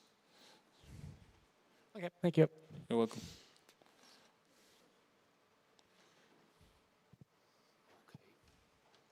So, other questions? Then, if not, then I think we can close the session here. So we thank all the speakers for all the interesting presentations, and also the audience for the questions.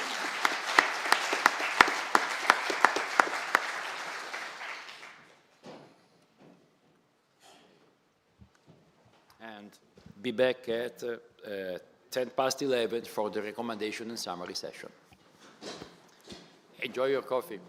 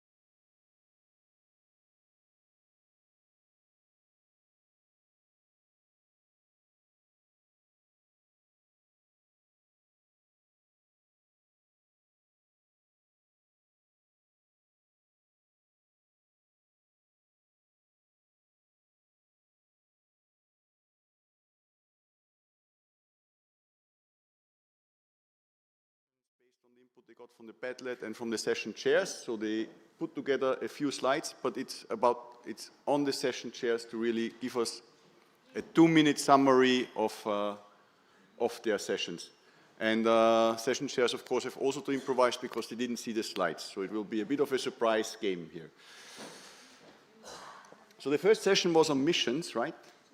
And I think there's Francesco is still here in the room because some session chairs also left. So we have to... Good. Yes, okay, so probably the next slide then. This was the first session of the week, which was about SAR missions. Just a very short summary. So we had actually 1, 2, 3, 4, 5 papers, starting actually with an overview of ESA missions, mainly Sentinel-NG and ROSE-L, which were, I mean, they are connected somehow to Polinsar because they have also this fully parametric capability, which is great, and Harmony, which will have, I mean, the bistatic geometry, but it's interesting also to explore probably their polarization capabilities. For NASA ISRO, we heard that they have also fully parametric mode, but it will only cover smaller areas, which will be probably then available, and mainly for soil moisture estimation. And then for ALOS Pulsar, which is great, so they have a good acquisition strategy using parametric data, so a mission concept on it for global acquisitions. And then we had 2 presentations which were completely a little bit different style and different topics. So the one was modernizing actually the Pulsar Pro tools to PyPulsar Pro, which is great. So algorithm transfer from something that has been on C and now it will be then in Python language. And what is also great, everything will be, the software will be free available on the GitHub and installed on map, which is great. And the last initiative, which was also great to hear, was in principle to combine, is the CEO's initiative to combine or to find different geographical area of interest, where we have all the possible parametric data can be acquired over these regions. Next slide, so that's just a summary. And the recommendation out of these missions or these presentations that we have is first, ROSE-L. We know ROSE-L will have parametric capabilities, but in the moment, still there is no mission strategy. So what I think would be great is also here, we know ROSE-L will also be there for deformation measurements, so this is also one of the topic, but in order to comply, let me say, with both kind of topics, main topics or acquisition imaging modes, the suggestion is actually to go for defined geographical regions where we only have and continuously have, let me say, fully parametric data acquisition. So that's in principle the recommendation to define area and also application regions where we will have continuous polarization data. And then for Sentinel-NG, it is a fully parametric mission too. And should be actually really also operated on a global scale. This was the idea. And this is really, let me say, also recommended. There have been some studies ongoing, some ESA studies, to see what is the benefit between dual pole and quad pole also, so and in C-band, and I think this should be really implemented. Then for NASA ISRO, it's clear we cannot interfere so much. It's not the mission that we have in Europe. But what we can suggest is to extend a little bit the fully parametric mode to also other application region. In the moment, it's more focused on soil moisture and permafrost regions. So there were 2 US regions which were mainly focused. And our suggestion is to extend a little bit the area of coverage using then also fully parametric data. For ALOS, it's nice because there's already, let me say, a strategy behind, but what is a little bit missing in the moment is the easy access to this data. And here I think what is recommended in principle to have one platform to bring these data together also with NICER as it has been planned to map. This would be great to have in principle a common server where also these acquisition can be useful. I mean, how to do this, I can imagine is probably a different story, but actually I think it would be great to have this multi-frequency database then on one platform. Next work in progress. Great. Okay, next slide. Yeah, then it's only for these two topics now. I think what is great for PyPoser Pro, I think it's a great initiative. Everybody was very happy about it. What is good is to make it dynamically, so which means somebody should take care about it. That it's not only a translation of something that has been done already, but also with new components that are coming now and will be added in terms of tomography and all the presentation we have seen now. So we could select for each Polinsar one application topic and then include it. Something like this could be very interesting. Yes, and then it has been also suggested to do also, because what we have in Polinsar Pro is a simulation tool for forest as an electromagnetic model. Would be also interesting to have these again also in Python. So this would be good.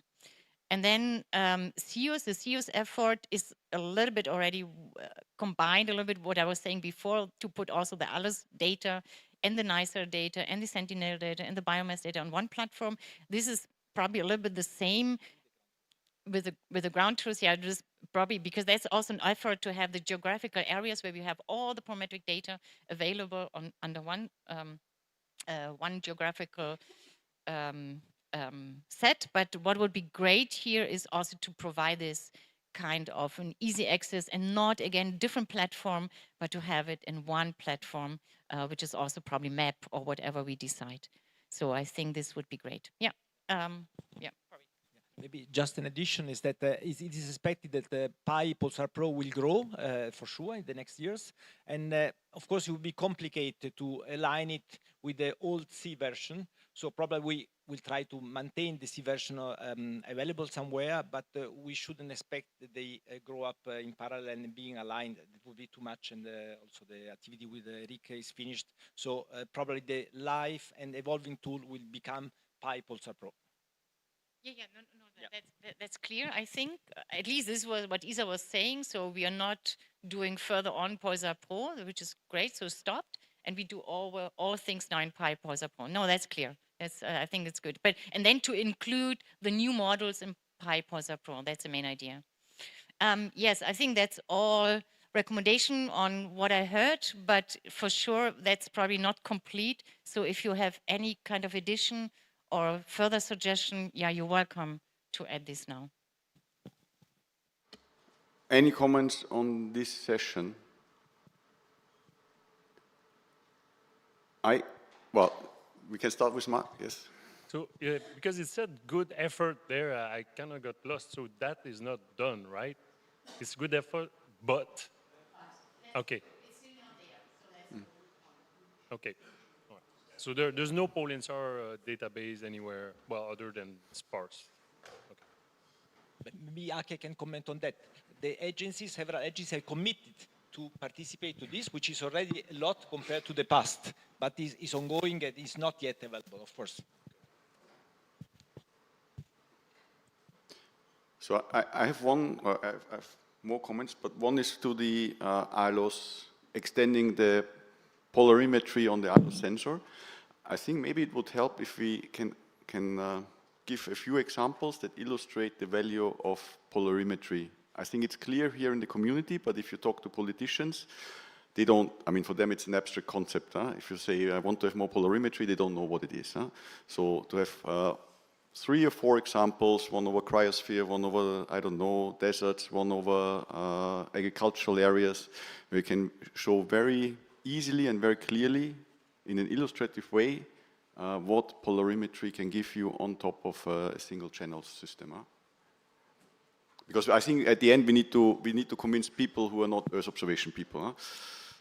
I found it very difficult, I have to say, because this, I mean, we are since years now in this community, and I found it very difficult to go dual versus, let me say, quadpol, because you use very different methods to train and to evaluate your method, your data, to get some points out. So I think, I'm not sure if this is the right way. So yes, we will do more and more when more data are available, and we know already what you can do with polarimetry actually. So we know it has a benefit, right? But you can't really use the same methods for one and the other one, and therefore a comparison is very, very difficult. Of course, it's very, very difficult. And I agree. Yes. I tell you, I'm a little reluctant to go this way, because this was since 10 or 20 years we talk about these comparisons. Yeah. And I think it's probably not the right way, because we never managed really to do this. And now we have the first time the opportunity to have a satellite that also other people can see what you can get, right? So that's. But that's what I meant, huh? Yeah, but this is only with the satellite, and to do it beforehand is sometimes really difficult, right? We know what is a benefit, but then somebody else is showing also a regression curve with only but this two is already, polarizations, if you and show say regression it curve, works. this is already too complicated, huh? Because people have to understand it. Huh? For example, for me, mind-blowing was the iceberg example, huh? Where you very clearly see there is something in the polarimetric signal that you don't get from anything else. Huh? And this was really, okay, it's P-band, it's not L-band. But, yeah, but what is interesting now, I found with biomass, we trust it much more as if we would have done a small test site observation with an airborne system. So therefore, I think you develop even more knowledge and application when you really have satellite data, right? Yeah, so therefore, sometimes you need to go the way to do first, right, the step to have technology and then to have applications. For me, these examples could be built on biomass. You have a full image. You can even do the whole Antarctic, and of course it's P-band and not L-band, so there is some questions about it. But it's very intuitive that people see an image and they say, okay, there is something more in polarimetry, even if you don't go down to the very detail. Huh? Yeah. Just a comment on that. I mean that's the whole point of this SEOS Pulsar effort, right? Is to look at kind of the advantage of full polarimetry for not only L-band but also C-band and X-band and the P-band, and to do this kind of comparison. What is kind of the advantage of going from dual pole to quad pole? And try to quantify that. I think that from the JAXA perspective, I think that kind of study would be very much welcome. And also now in the era of both ALOS-4 and NISAR in space, we will have a lot of dual polarization L-band data for the community. And at the same time, then, I think that this is a golden opportunity to say, beef up the more systematic observations with quad pole from the ALOS-4 side, which actually has this. So I think that some kind of recommendation, once we have a little bit more outcomes from this SEOS Pulsar activity, to provide some kind of recommendations to the agencies on which missions that kind of we believe would benefit from more polarimetric observations. The other comment I had was on the Pulsar Pro Pi. I think this was also an excellent development, I think, to open up this whole development. And we are supporting Oliver in doing this, but it's only that much that a single person can do. Huh? So we really rely on the community to contribute, and this is really a call also, or a wish from us, from ESA, to the community, that you contribute. And I mean, we are typically looking at people like Armando or Irena to do that, but you're not the ones probably who are sitting there coding and submitting the code. So this is also a call to the younger ones here in the room, who are doing their PhDs, who are doing their postdocs. You're developing a lot of code that we could benefit of, and if you share that, that could be integrated in this Pulsar Pro Pi. Kostas, up there. Maybe jumping back, a comment on before. So this exercise about where is the strength or weakness of polarimetry, this is an old story. It is fully understood. So there are two things there. There is information content, which is out of question. You don't need a new study. You can, there are textbooks about this. The second one is how much this information content impact the performance of a given product to improve something. And this, you need to compare the things on the same side. Now, you can show that you can get product A with one single polarimetric image. Then you have always the argument, look, I have a time series of the other side which give me the same product. So this means that if you like to make this comparison, then you need to compare the same things. This is the argument to have not one stamp of polarimetry, but you have somewhere where you have a time series over a large phase of the mission, and that is what is really missing, not the availability of polarimetric data over a single space. This you get also with airborne data. And I think that's the context. But now, what is the product? What are the requirements? This depends strongly of its mission. It's mission dependent. So, and then the comment on Polinsar Pro Pi, this is fine, but Polinsar Pro was last century. So now, and with Biomass, we'll develop different things. So there is, we are not anymore in a time where speckle filtering is an issue. We make interferometry. We like to have speckle. So I think that we have to refine, to rethink what is really needed. And from the other side, of course, with Biomass, it will be a very dynamic environment. There will be many new ideas developed of people. And then I think that we should be open to accept them, but also to guide them. So it's much more important than giving a piece of software to someone to say, look, if you like to make frigate decomposition, then you can do it with this one. Good. And then my last comment would have been on the Polinsar Pro Sim. I think we neglected this modeling part in the past quite a lot. I think it gets maybe more interesting now that we have also new data to evaluate these models. And it's not only the Polinsar Pro Sim. I think we had nice presentation on MIPERS, on Mimics.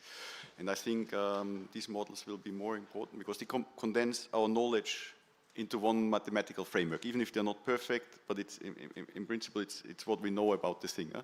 So for me, these are becoming more and more important. And I would like to see things like MIPERS being more open and shared with the community so that we can really all benefit of it and all contribute to it.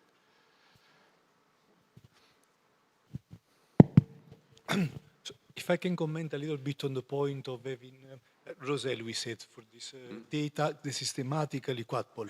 One thing that would be quite nice to see is to have this quite large, not just a very small frame for a couple of months. Because if you give the community the opportunity to explore this data, they will find a lot of things there that we don't expect they will be there, like the icebergs in biomass. So by opening to larger area, I think it would be a good move.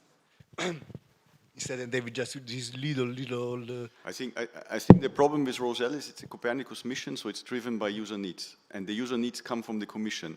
So therefore, these are the people you have to convince. You don't need to convince a scientist, but you need to convince a service provider that he has to compromise on his swath width or on his repeat cycle. So then you need to really have a strong argument what the benefit is, and it has to be illustrative that a person who is not a Polinsar Pro person, or is not even a SAR person, can understand why he giving up on repeats, for example, gives him more benefits. Yeah, indeed, you're losing resolution mostly, so we need to find some user that don't really care about resolution, and then we can do our quadpole there. But anyway. But we don't have the flexibility like we have in Biomass. In Biomass, you come to ESA and we decide within ESA, and it's a scientific mission, so there's much less constraints. But Rosel, I think this is a tricky business. But we should start. We should start pushing. In particular, it's the need of the Copernicus services that are driving completely the mission. And there could be some small campaign added at a later stage or even at any point. But really, the main driver is providing data to the Copernicus services, operational services with near real time, so you cannot completely change the mission. Yeah, probably, I mean, I agree, right, on the services, Copernicus and so on, but the point is we will be stuck, right? Because the point is that we never experience something new and we can never develop something new. So if we don't do once a step, and this is what I said before, then we will always have the same service. So what we also like to do is to develop new tools, new technology for new services. And this we will be not able if we don't do exploration also of new modes. So it's a kind of chicken and egg thing, right? Yes. So therefore, it's a recommendation from us to have these. So therefore I was putting it. Yeah, yeah. No, it's good to put it there, and I think we should push for it. Okay, let us move to the next session. This discussion is getting more lively than I expected, so we have to... Yeah, this session was about Pulsar and Polinsar processing. We had 5 presentations with the first one on the multi-static and multipolarization measurements for analyzing anisotropic environments, which seems a reasonable solution. And there was a recommendation for extending our understanding of polarimetry in these extreme conditions. We are very used to look always from the same side, always from the, and there were some experiments before, and to maybe make some new experiments to retrieve parameters or improve the retrieval of parameters. Then we had a contribution from Armando, so I cannot use my hand because I have the microphone, but I will do my best, about decompositions using tensor fields, which provided a new approach. And this in the fourth paper also, he proposed a new analysis of polarimetric decomposition into one target and one residual one, and taking care of the rank or the positive semi-definiteness of the remainder. In the meantime, we had an interesting presentation on quad-pole data reconstruction from duopole, which is a very old story. There have been many in this workshop, many epic discussions about this subject, and now they found out that using deep learning, they could more or less reconstruct the matrix. We still don't know. I mean, we still don't know if it is useful, not useful. We need to really judge this. We need to apply maybe on each one could apply it on his data set. And this is maybe the second slide, please. This is drives us to the conclusions. But before, we had also a contribution from our Indian colleagues on the analysis of helical scattering, which is something which is not well understood. And they showed that they could find in their data sets, but they would need further analysis to see the real link between this parameter and azimuthal orientation. So our recommendation was to continue to promote the use of SAR polarimetry by making this Pulsar probe bigger so that it could integrate new contributions. I mean, all these 5 papers, they could be, each of them could design a small applet, provide it on a GitHub site, and if I want to see if Armando's technique is good for my problem, I could use it very easily. And Pulsar Pro is very, compared to the old version, it's very friendly because it can handle modern data sets, data, metadata, and you can end in the lat-long coordinate if your product has been geocoded before. So it's easy to use with QGIS. I mean, this is very super user-friendly. You don't need to be anymore a geek to deal with polarimetric processing. So this is it goes very much in the direction of what has been said before. We need new techniques, new polarimetric techniques, and one solution could be to give users this possibility to contribute and to make them to give a chance for the method to become very famous and to be well appreciated. So that's it. I don't know if there are any more contributions. Maybe Magda? No? Okay. Or any other in the room? I don't know if we summarize what. Question to all the polarimetric experts here, and there are many. What about using polarization synthesis to get full pole without having to sacrifice the SWOT and change the... You mean the third paper? Huh? You mean the third paper? Okay. No, just an open question. So. I mean, what was proposed before to alternate polarization and try to reconstruct it? You could send like different frequency bands, so you are orthogonal, you don't have any crosstalk, and you could do polarization synthesis without halving the SWOT. I don't know if there is any research on this. I don't know if it is a stupid idea for some reason that I ignore. Maybe this is the case. But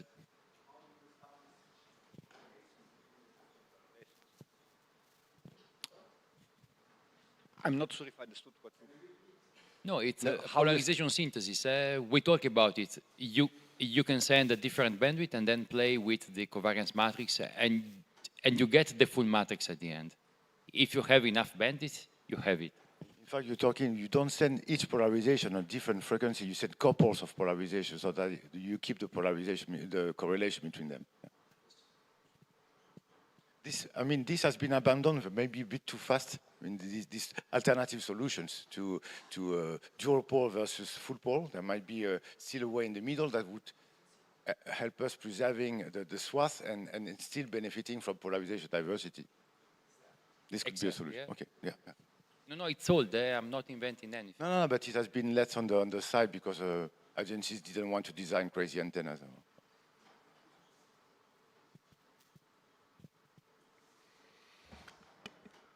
Any more comment? Then let us move to the next session. Kostas. Kostas, you're next. You didn't know that, huh? No. I'm still in the previous session. So this slide was created by Clément. So it's a summary of the papers. An interesting mixture. So we have, of course, polarimetry, calibration, the first one from ground-based system, but also there it is very clear that the calibration of polarimetric system is a requirement in order to get usable data. So I think this goes through all the missions, but this is something which is established. So I think that polarimetric calibration can reach the standards which are required from the application today in most cases. Then it was the exploration to the moon, so soil moisture on the moon. Of course, there are not many things to say there, so it's a bit of being exciting to look on a different star, but also digging in noise to find something which may be there or not. But again, polarimetry, even in the noise environment, had some light.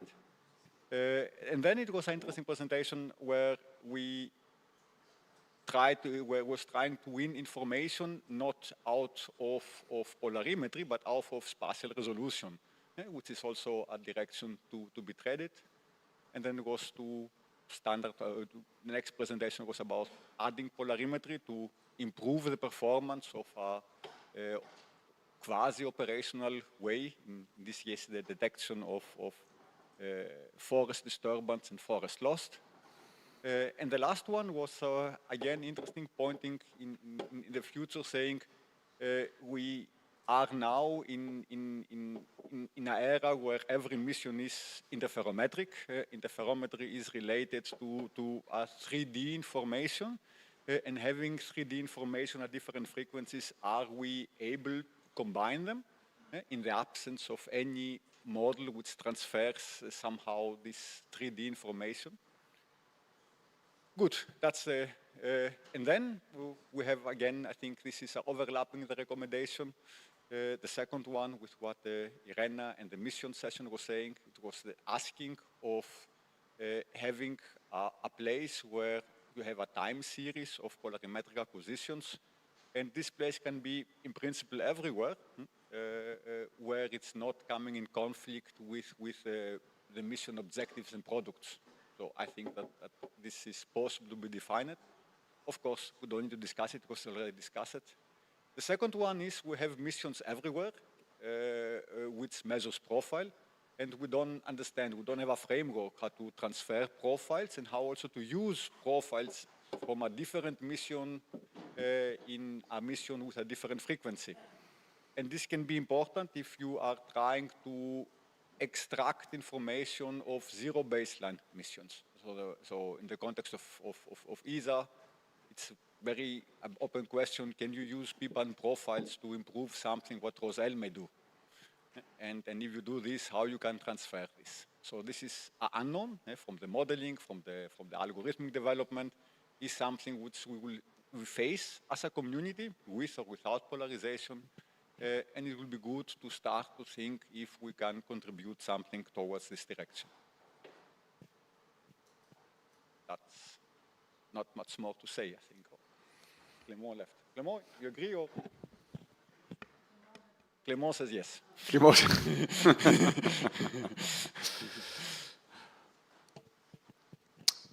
Any comments to this session?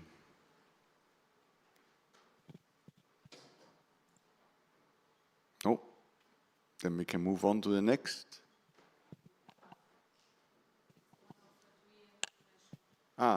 Okay.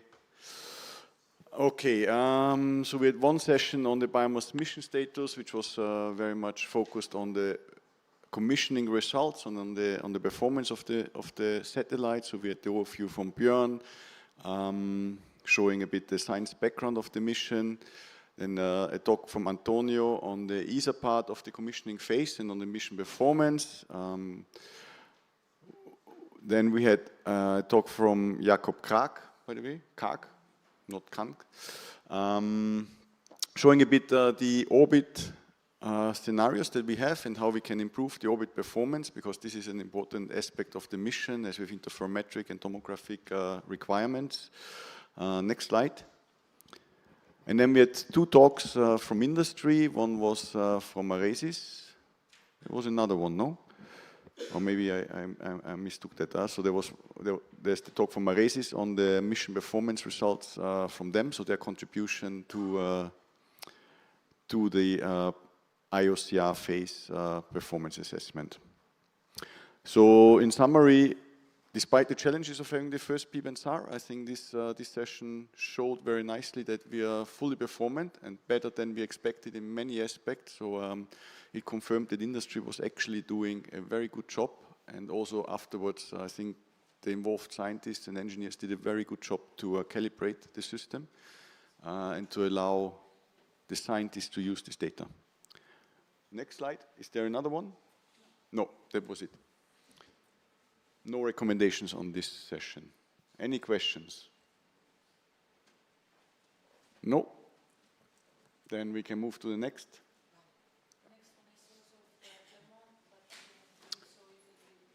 Dean is gone, right? Clément is gone. So the next one was on the first results of biomass, and this was actually, I mean, there's now, I think, 3 sessions on the first results, which is a very colorful mix of results, and it's difficult to group them. But we had in the first session, we had the forest height retrieval, first results from the forest height retrieval from Roman. We had the structural monitoring, so how to convert these forest height metrics into something that explains structure, so going a bit more downstream on the application side or on the science side from Noelia.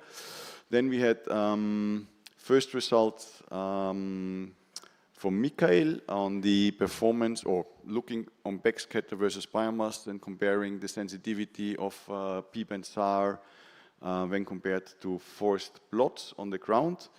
Then we had a presentation of Maurizio Santoro from Gamma, also looking on the backscatter profiles and looking on the sensitivity of these backscatter profiles against biomass estimates.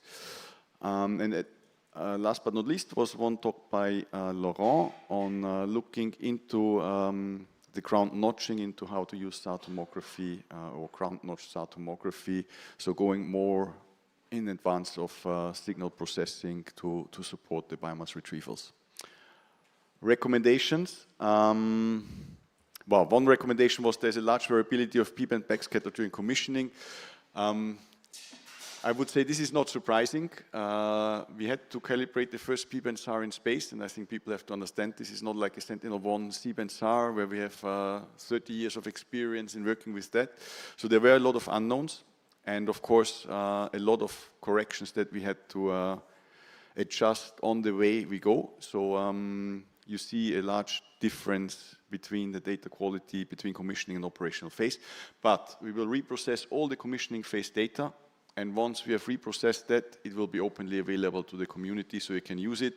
There is specific use cases, for example, of ice. They can benefit of the specific baselines we have. So there is a scientific interest, and we will for sure support this. Just be a bit patient with us. It will take a few weeks to finish that, because the priority is really now on getting our level 1 and level 2 products out as soon as possible. Then the next recommendation was on the impact of temporal environmental decorrelation. That we should look into PSCAL for stack processing, or I don't know what this recommendation, I'm a bit confused here. I don't know if anyone can make sense of this.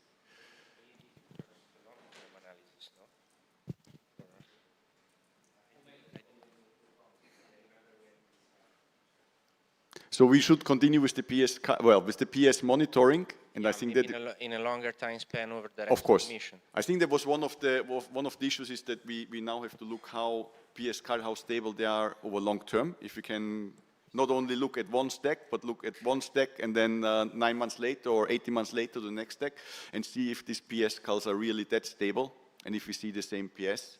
And this is something we will do as part of our routine monitoring. So I think this will be covered. Then we had one recommendation on ascending versus descending and environmental decorrelation and calibration. The consistent higher correlation in ascending can be due to potential issues with ionosphere effects. I think this is something we will learn as we go. Ionosphere is still a bit of it's not an unknown, but there's still a lot of things to learn there. And we know that for the morning passes, right, the ionosphere is stronger than for the evening passes. So there are natural differences which we need to understand a bit better. And then using tomo ground notching during the tom phase and improved ground notch during interferometric phase when only 3 passes, on top of current 2 passes approach. So this is also a bit cryptic for me to understand. But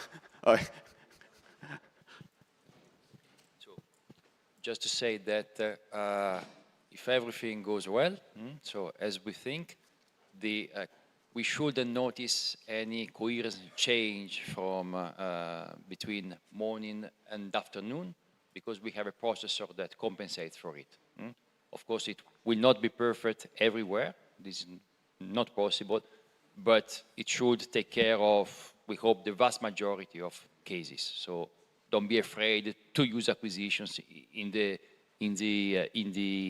evening or afternoon versus evening. No, it was evening versus morning, I think. Yes, probably. Okay. Yes.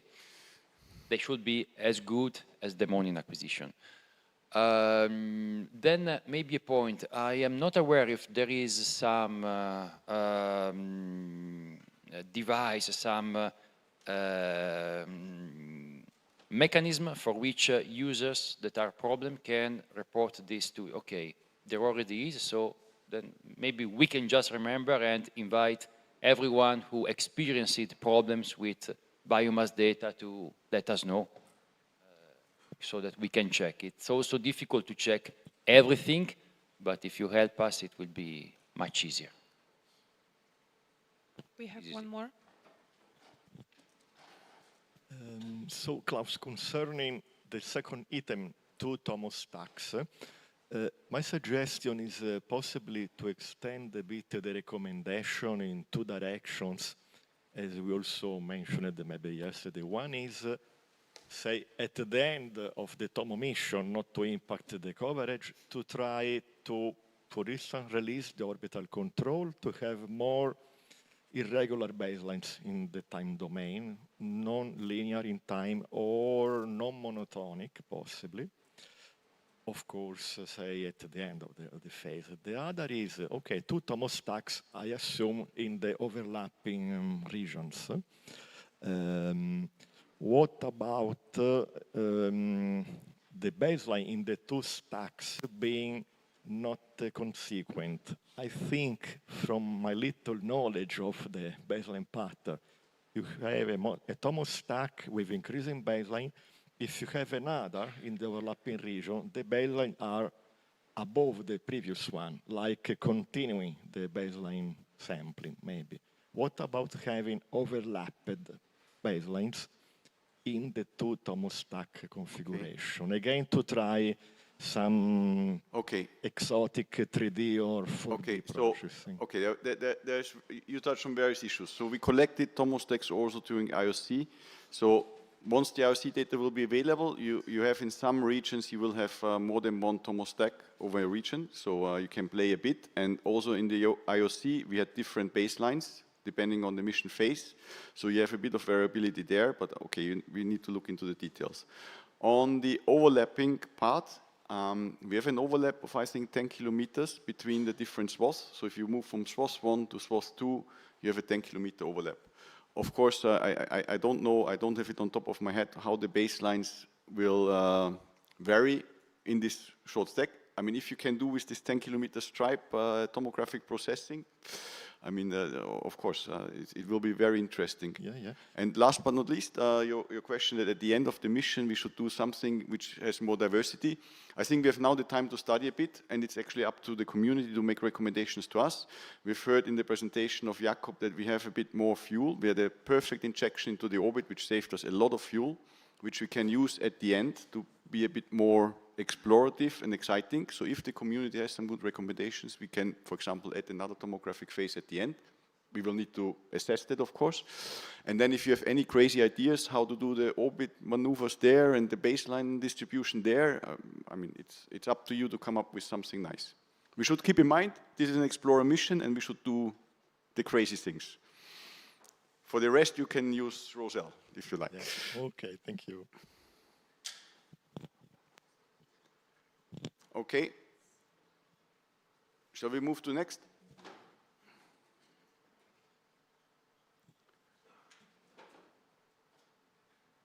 Muriel has left, I think. Marta probably has left. So, okay, I will do that as well. So, next, Biomass first results. We should have combined all of them together in one slide, I think, because they're very mixed. So on the Biomass 2 results, we had an investigation of P-band interferometry using early biomass data. We had one talk on the polarimetric effects in P-band interferometric phase triplets, I think, which was quite interesting. Can you go to the next slide? We had one talk on the statistical analysis of INSAR closure phases, so related to the previous talk, but more looking onto Sentinel-1. Then we had one on 3D reflectivity reconstruction of, for force structure mapping, also on early mission results, and then one on the first tomographic results with biomass. Are there conclusions or recommendations? No, so no recommendations on this session. You want to go to the next one?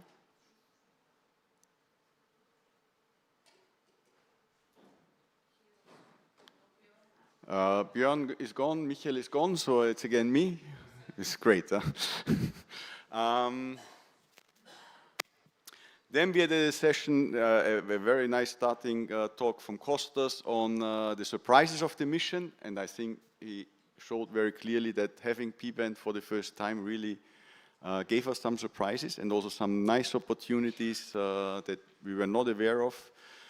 Then we had a talk from Junsu on the tag maps, which is another nice thing, which is a disturbing signal for us, but of course it contains a lot of information, and I think this will be one of the nice secondary applications that we can serve here. And there's actually a lot of interest from the solar physics community on these products. Then we had a talk on the role of ionospheric layering from Stefano. Showing that with biomass, we can get actually 3D information of the ionosphere. Again, talking to my solar physics colleagues, they are super excited about these things. So I think we have to dig a bit deeper into this. Next. That was a continuation, and then we had a talk on polarimetric and interferometric optimization of ionospheric calibration from Felipe. So continuing the ionosphere talks, and the last talk was on temporal decorrelation, so first P-band results over the Amazon shown by Din, and first tomographic results processed by Din. Recommendations? No. Fine.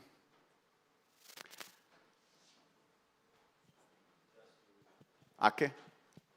Or Stefano first? I'll be super fast. No. Just to clarify, multi-squint INSAR can recover coherence.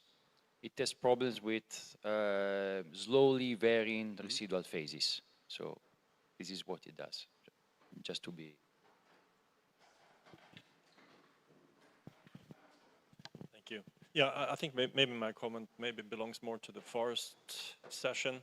I think we had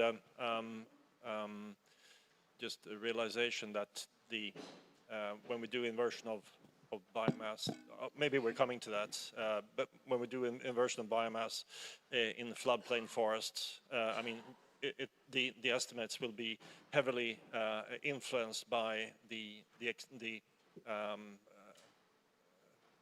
stage height of the river at the time of acquisition. And given the acquisition plan, where you have like every 9 months, every 200 kilometers, you have a 9-month discontinuity, means that you will actually sample across the entire. So even kind of neighboring passes can have quite drastically different levels. So I think I suggested kind of as part of the ground validation network that maybe, if possible, river stage heights would be collected so that you know what stage height that you're having at the time of acquisition for a particular overpass. I was wondering, I mean, good that you make this comment. I was wondering, I mean, would it be possible to use, for example, the SWOT mission for this purpose? Huh? I mean, SWOT measures perfectly well the river height, and the results from the mission look really fantastic. Yeah, the thing is, I mean, they're highly dynamic, right? So I mean, so you would like to have daily data, and for some overpasses, I mean, you have gauging stations. Like in the Amazon, you have a kind of fantastic network of gauging stations that can be used. But in other areas, like the Congo, for instance, we wouldn't really know. And I don't know. I understand it's completely difficult to go out in kind of central Congo and do water height measurements, but maybe see if we can model that and get some input, because I think that the models there have to be corrected at least for the stage height. I mean, it's inevitable that it will happen, of course. Yeah. Thank you. Any other comments on Biomass first results? There was a fourth session on this, right? It was me and Kostas. Okay, I can summarize that. So the fourth session was, okay, but this is not. So the fourth session on Biomass was more a technical session. So we had presentations. Well, we had one presentation from Maciek showing first level 2 results, and what I liked particularly was Maciek saying that even he can do tomography with the data that we provide. So I think it was a nice confirmation that what we do makes some sense. And I would invite everyone else who likes to do tomography to really try it out. If Maciek can do it, you can do it as well. So that was nice. And then we had one talk from Muriel showing showing you the status of the level 2 processor, where we are and what the plans are for future, so what the processor can do today and where we are working on. And then we had 2 talks, which was more on the IT side, the map access and how you can access the tools and all the data through the map platform. The recommendations there was we should improve a bit the communication on the processor status, its functionalities, and known data issues. So there were people complaining a bit that they were not aware of that some products are not available, or that the IOC data is bad quality. So they had to learn the hard way. So we can improve a bit there. Then there was a recommendation that we should provide users with a timeline when the different products become available. For example, the level 2 products are not yet available because we had some issues, but we are working on that so we can make that more transparent. And finally, for the map, there was a recommendation. So we really, and it's not a recommendation. So this was a recommendation I put there to the community. So the map is really a collaborative platform, and you should not wait for ESA to do everything there. So we really rely on the community to contribute. And we will, of course, make our best to do that, but we need you, especially the younger people who are still coding, to share your code, to share your Jupyter notebooks, to show other people how to run through a processing, how to access data, how to visualize data. And I think this is really up to you. And we will try to support this by putting Jupyter notebooks, for example, there, that you can really go through the processing flow in a very transparent and easy way. But again, it's up to you, and I'm looking especially at the younger people in the room who are doing their PhDs, their postdocs, who are coding, who are now working with the data hands-on. Share your code, share your tools, and lead this community a bit, lead this effort a bit. We cannot always rely on Kostas and Irena and Stefano and Laurent. I think it's now up to you to stand up a bit. I don't know why the participants is on this slide. This was not part of my session. But okay, as it is standing here, I can also give you an update on that. So, Sabrina. But it's a nice one. Huh? So we had a very successful workshop. We had we had 172 people attending in person on the workshop, which I think is a record probably in the history of Polinsar conferences. And we had online, I think more than, or on average, 600 people viewing your talks online. We were streaming them on YouTube. On peak days, we had up to 800 or even more than 800 people joining this conference online. So this shows I mean, there's a huge interest. Huh? So this is really a community is growing, and I think we have to capitalize on these communities, and we have to help these people to use our data. Okay, next slide.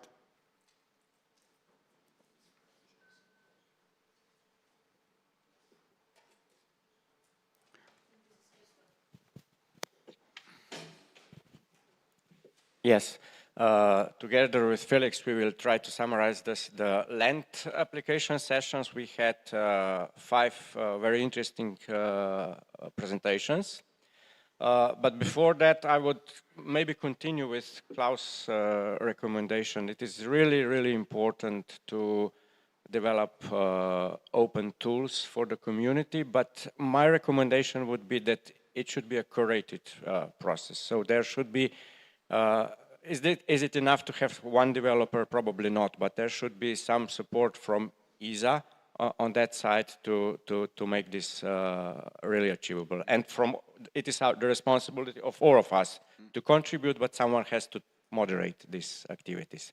So in the Lent applications section, we have shown the demonstration that capabilities of soil moisture retrieval from HCl band using Polinsar and other techniques. But here I would like to stress the time series approach, which is coming up from all the time.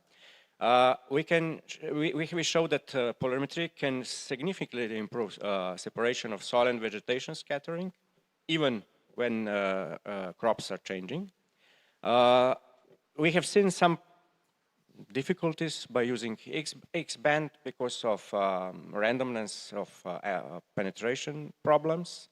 And we have seen the development of new methods for like the aqua SMA temporal decomposition, and here especially the physics-informed AI processes. And one of the things that I have seen in these papers and presentations is that physics will stay an important, still have an important role, although AI is coming into this. We have seen good validation results with using airborne and groundborne data sets with very high or very low errors, and this is a really important activity. So.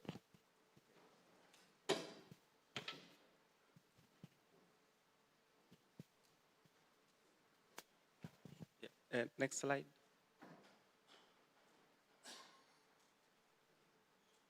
Next slide. Yeah, so generally the session was had a keen focus on soil moisture retrieval, and one of the key or one of the main findings were that vegetation plays a significant role in limiting the accuracy of the results. But the presenters showed that some techniques such as the copolar phase difference and characterizing depolarization and also other emerging techniques such as tensor decomposition would mitigate some of these challenges. And we cannot neglect the significance of integrating physical models into the existing techniques. So, yeah, I think the main thing was vegetation, limiting soil moisture retrieval, and there's need to integrate physical models into the existing methods. Then the physical-based models can be complemented with the AI, as it has been mentioned. And I think generally this can be operationalized if we have an operational, if we can have integration of AI, this can give a product that can be, can give products that can be operationalized. Then the presenters strongly supported the existing missions, such as Roselle and NISA, and Biomass, while highlighting that there is underexploitation, so there is underexploited potential for the existing high-resolution X-band data sets or data sets. This is in particular because of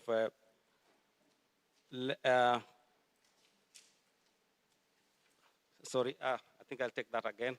So there is a support for biomass mission because of its ability to penetrate deeper into the ground, but we should not neglect existing products from X-band because it gives a high resolution, despite its challenges in giving more a decorrelation, maybe, yeah. Then there's a strongly added value of synergies for physical-based and data-driven approaches for future operational land services. Yes. Thank you. Thank you. Any question to the land sessions? Any recommendations? On top of that, Armando. No, one thing quite interesting, maybe just to stress here, when it comes to this selecting possible test site with quadpole, wetlands are really, or they generally flooded vegetation, are really interesting with quadpole. You really understanding what is going on under the vegetation. So probably, yeah, my recommendation would be to add a wetland or flooded vegetation quadpole location for Roselle, if we get them.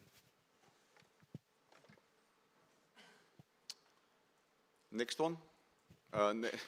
Next slide, next session.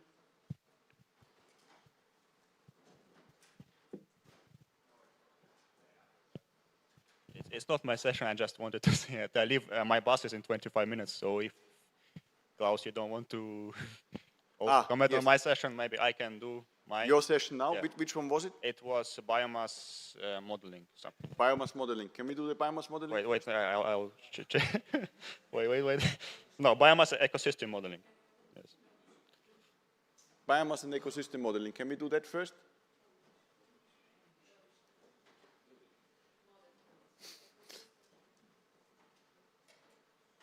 Perfect. Okay, good. Yeah, so I will quickly summarize. So the session was mostly about modeling instabilities in the forest in terms of biomass change and forest disturbances. And there were a couple of presentations about trying to relate the P-band backscatter change to the change in the forest. And there, like, some very comprehensive modeling was used there. Then there was presentation from Ludovic, which is very well known, his tower experiment, also modeling temporal variability. And there were two presentations from Max Planck Institute about like more holistic approach of large-scale modeling using modeling of vegetation atmosphere dynamics and and turnover processes. Okay, so regarding recommendations, since it was my first recommendations slide I had to prepare, I didn't know I was supposed to collect them from the audience, so I wrote them from myself. So that's maybe we can just discard it. Or if someone was from the session, maybe they can. No, it's fine. It's fine. But although I asked Jerome, he said those are excellent recommendations.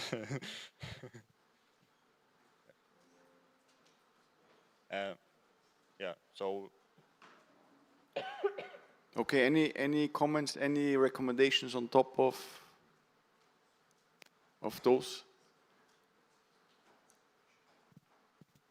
Then let's move to the next session, and you're free to catch your bus. Thank you. Land applications 2. Is Alberto or Elise here? I was not in the session, so I cannot summarize that one.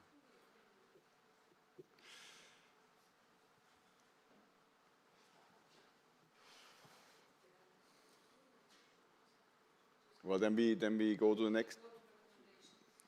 So there was a recommendation on the role and the effect of water in soil and vegetation layers, which is not completely understood and requires additional investigations, how it affects both polarimetry and interferometry. There was, I guess the recommendation is that we have to do more study activities there. Especially this will affect the long wavelength SAR, biomass and Roselle, over forested and vegetated areas. And the third point is to address this with some dedicated experiments. So I guess this is addressing to start some campaigns to support this and some studies to support the role of water. Okay. Any comment on that? Anything on top of that? Who was there in the session? No? Then let's move.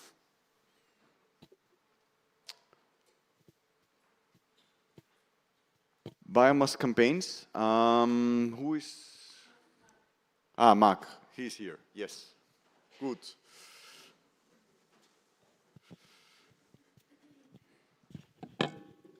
So yeah, I was chairing this session with Ludovic. I was also presenting, so I get to triple down on my presentation. So we had a great session. It was a great story that we had. We started with the 2 presentations on the AfriSAR campaigns and the ones that are also going to happen very soon. So we had the AfriSAR 2, AfriSAR 1, AfriSAR 2. We had the campaigns with UAV-SAR at both L and P band. And then with Onera's SETI, there were the Tropisar 1 campaign that happened about 18, is it 18? Well, a while ago. We talked about the future campaigns that are just upcoming. So we have the ones from UAV-SAR in Peru and Colombia with L and P band in May and July this year. And the one from Onera's SETI aircraft with brand new electronics that's going in March 2027, so a year from now. So the campaigns are disconnected. They have the same name, but they're very independent. We then went to the ground. So we talked about the GeoTrees project, the advances, the progress, and how the community is building around it, and how the data is being archived over the websites. Then we went to how we could improve allometric equations, the allometry relating biomass, structure, volumes to the field measurements from TLS, so terrain LiDAR scanners.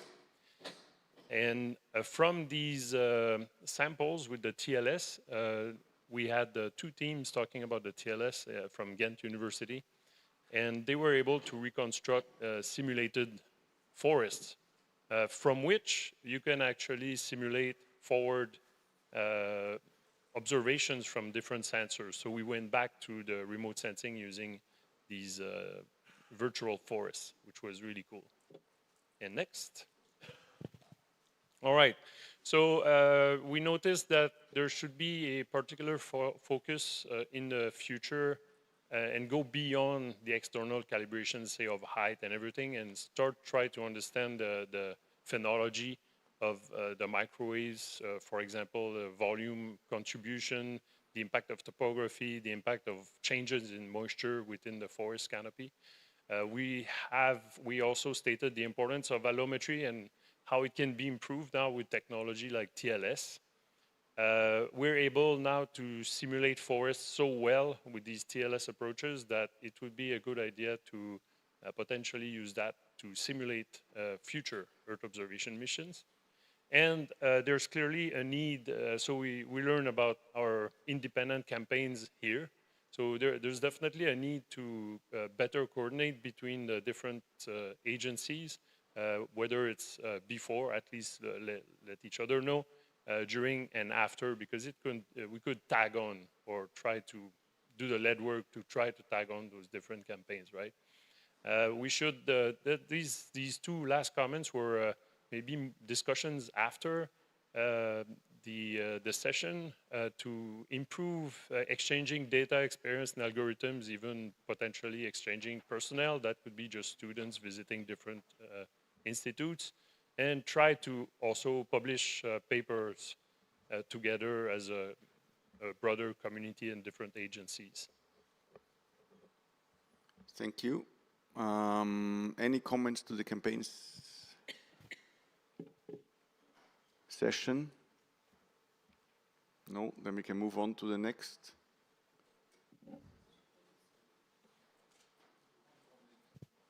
There was one comment from Stefano. Huh? Not a comment, more of a question. I just started to look into soil moisture, and I seem that at least I am a bit confused about how to really validate it. Because it seems like if you put the probe this way or this other way, it changes a lot. If you put 10 centimeters lower or higher, so soil moisture is super important. It's super good to have campaigns for that.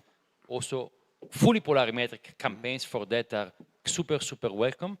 I don't know, maybe there is a way to like establish a protocol for validation. I can comment on that very quickly. We have a program that is called FRM. We also use it in Biomass. It's fiducial reference measurements for, and then whatever it is. We have also an FRM for soil moisture that was established for the SMOS mission already years ago, and now extends to Sentinel-1. And they are looking at exactly these things to harmonize the deployment of sensors, and also look into temporal and spatial issues, because soil moisture is so highly variable that a single point measurement doesn't give you anything, so you have to really think how to set up. But there is recommendations, and there is a lot of knowledge gathered over the last years on this. But we can maybe open this community a bit more, that it's not so much focused on one sensor platform. But yeah. Thank you. Okay, we move to the next.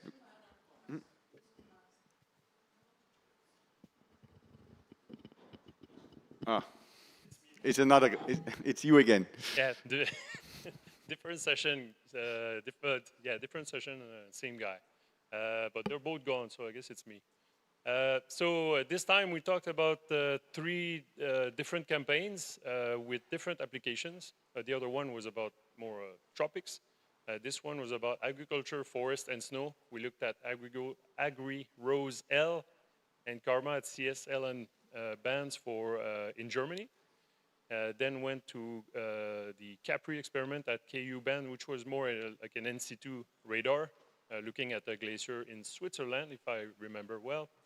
And then we talked about Gabon X at LNP band to support biomass. So that was also part of APRISAR 16, 2023, and 2025. We talked about the processing suite at JPL for Polinsar and Tomosar, which is on our GitHub. We have to actually upload the latest version that Richard has been presenting. So we have different algorithms and results from the different institutions, again, so coming back a little bit on the same subject as before. And LiDAR, we've shown also several presenters showed that LiDAR is not always the truth. There's often a bias. We've shown that Jedi versus Elvis is very different. It's the same type of LiDAR, and you can have very wide spread in the data up to, say, 10 meters in Gabon. So it has to be it cannot be considered as a strict truth.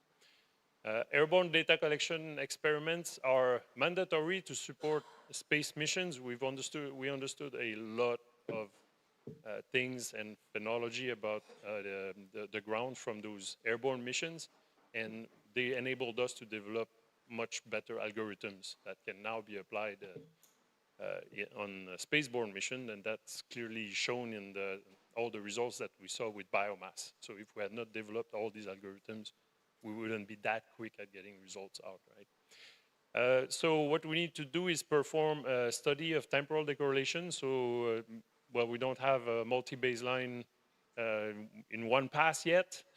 So we need to understand the impact of temporal decorrelation, study the impact of resolution on the Tomosar retrieval. So if you compare spaceborne versus airborne, you have very different landscapes that you're seeing. So what's the impact of that multi-resolution phenomenon? So we need to, again, I guess I wrote this in 2 different slides. So perform coordinated interagency campaigns to support future developments so that maybe we can accelerate a bit the development of not only the instruments themselves and future instruments, but the algorithms to be a little bit more productive. I think that's it. It's a 1-slide session. Yeah. That's it. Any recommendations, any comments to the open campaign session? No. Then we move on to geology comes next, right? Ake is here. Good. Yeah, I'm here. Yeah, maybe we have a little bit too many slides here. We have 1 slide per presentation. So anyway, we had 5 presentations here. And I'm not sure if I should go through all the specific details on each. Basically, they were all focused on DM extraction in desert areas and extraction of paleo hydrological networks, kind of below surface paleo hydrological networks using Tomosar and INSAR in particular. So I don't know if we just move on to the very last slides where we have there we go, the recommendation. So basically the potential of P-band, INSAR and polarimetric techniques for DM extraction and mapping of paleo hydrological and subsurface geomorphological patterns in desert. It was demonstrated in basically every presentation. It was very convincing. Klaus noted that deserts is a secondary objective of biomass at the moment, it is a secondary objective, and consequently that not all desert areas are currently covered in the biomass acquisition plan.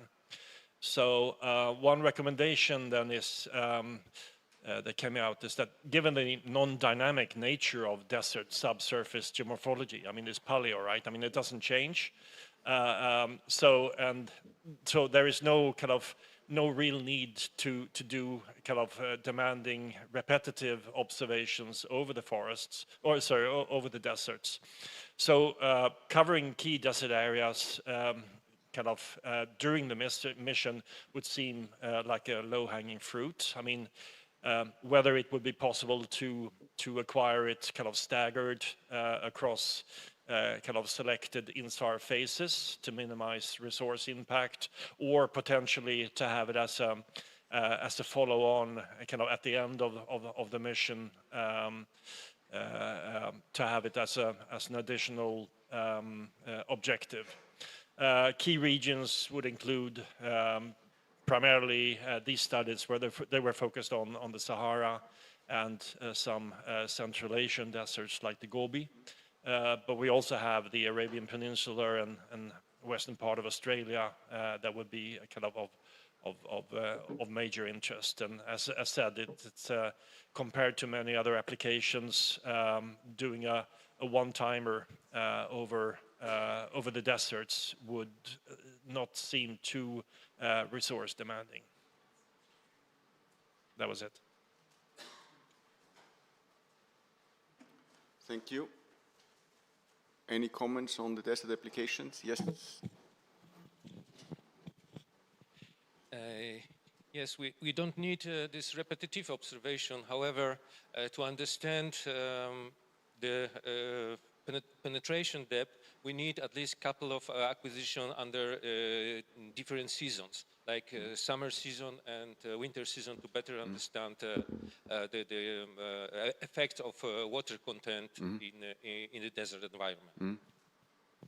Okay, yeah, thank you. So maybe a slight correction of that last point. Yes, I mean... A 3-timer then, yeah. We are recording everything, and Sabrina and Magda will afterwards do the cleaning up of the recommendations and add any missing point. So that will thanks for that addition.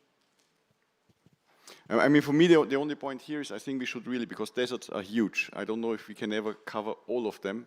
I think maybe the community can also come back with some recommendation where the interesting features are and where maybe deserts are not interesting anyway because it's only sand, or I don't know. Which is of course difficult because at Beep and everything looks different. So maybe. Maybe here, I mean, the entire kind of globe has been mapped by ALOS, ALOS 2, ALOS 1.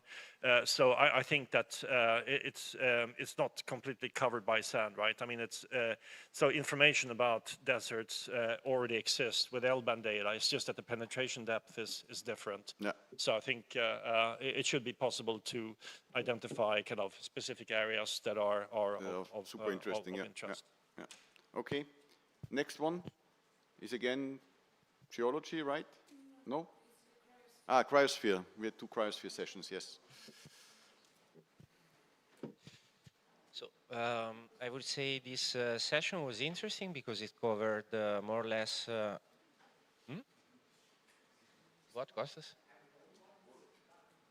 No, I'm also struggling. But,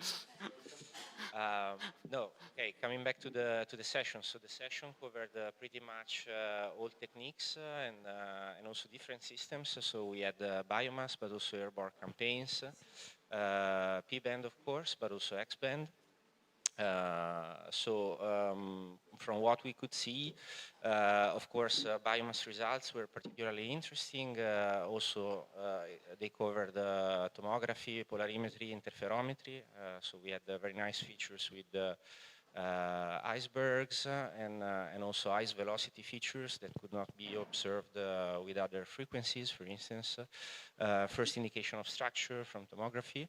The importance of airborne campaigns is also confirmed, I would say, on land ice and more peculiar areas like permafrost or lake ice. And also some of the presentations showed that, thank you, multi-frequency studies could help us understand better this domain. No? So if you can go to the next slide, the recommendations. Would be, first of all, for biomass in particular, we would like to check the coverage for in-phase. I think this is very important to see there are no critical gaps. If not possible to have full coverage of Antarctica all times, we would like to also recommend some areas of interest. We identified preliminarily these 3, or rather these 2, coastal areas and Dome Sea region, which is also important as far as I can get for calibration. At the end of the mission, if there's room for some experimental phase, some more experimental phase, we would like to maybe try a full coverage there. Another thing which I think would be interesting is for ice sheets, also talking about biomass, having a mix of baselines, so to try something special, and this also maybe links a bit to the forest comment. Also, regarding now, we move a bit more toward the ocean and sea, recommendation from Armando to, if possible, to host a deep learning Sentinel-1 SLC dataset with label icebergs, like the ones that are available for ships, and this may also make a link with the biomass results that we have seen. Then changing a bit the frequency, also another recommendation to have a Roselle quad pole test site on maritime regions around coastal areas. for quad pole continuous monitoring of coastal and vessels for the full Rosal mission. And continuous here, I think it refers to a long span, not let's say higher visit necessarily, but at least for a big enough span of time. And then, okay, for some applications, it's clear long wavelength missions, which are visits are important, so maybe some more thinking or effort can be done in this direction. And in general, let's say, representing also the session 2, so from all the chairmen, we need an improved physical understanding of scattering in this domain, cryosphere and ocean, and hopefully these tools, biomass and all these new missions will help. So that's it. Thank you. Any comments to either cryosphere or ocean applications? Kostas.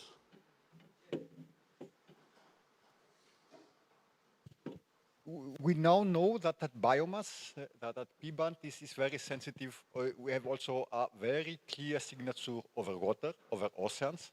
And I found it disturbing many times because the acquisition stopped with land. So it will be great if we have 1 or 2 seconds more time on every data set, because you suddenly will start to see also currents close to the land. This is for everywhere. And of course, on the transition of ice to the open water through all these ice, sea ice layers, it's something which we thought that biomass could not deliver. Now we see how exciting this is. And if the mission can support this in terms of planning and data thing, it would be great to have a bit more water, especially this land water area in ice, in rivers, in mangroves, wherever it is, seems to be something which biomass is very strong. So let's try to understand this. Well, this point is definitely taken. I think this was one of the big surprises here, that over water we get really nice results and interesting information. Yeah. Yeah, I think from this session and also the geology session, we see that the secondary objective of biomass are super, to be further explored.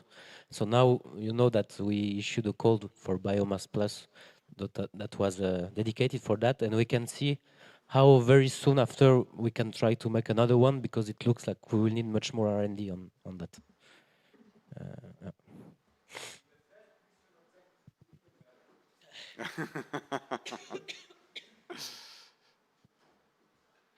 Any other comment? Then maybe. Yes. Maybe just a question, because I don't know the processes inside. Because I would be really curious to see the acquisition plan for the int phase. Like the acquisition plan for the coverage in the int phase of Antarctica. Okay. I don't know how is that process? You send something around when it's finished, or how? No. I mean, we are working now. I mean, we can predict all the orbits until the end of the mission, because we have this very systematic acquisition scenario.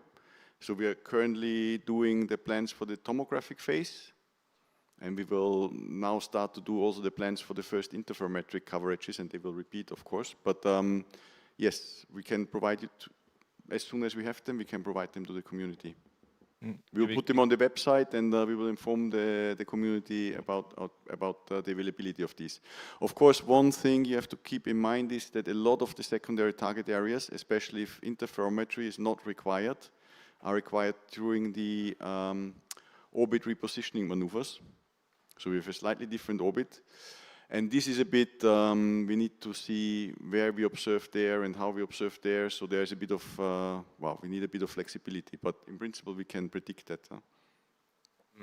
But also in terms of how much you can cover of Antarctica? Because if you send us a coverage map of the int phase and Antarctica is fully covered anyway, then we don't need to discuss it, right? But of course, no, that does not consider any constraints. So that's what I mean. Huh? So, but we will be able to give you exactly where we can cover when, which area.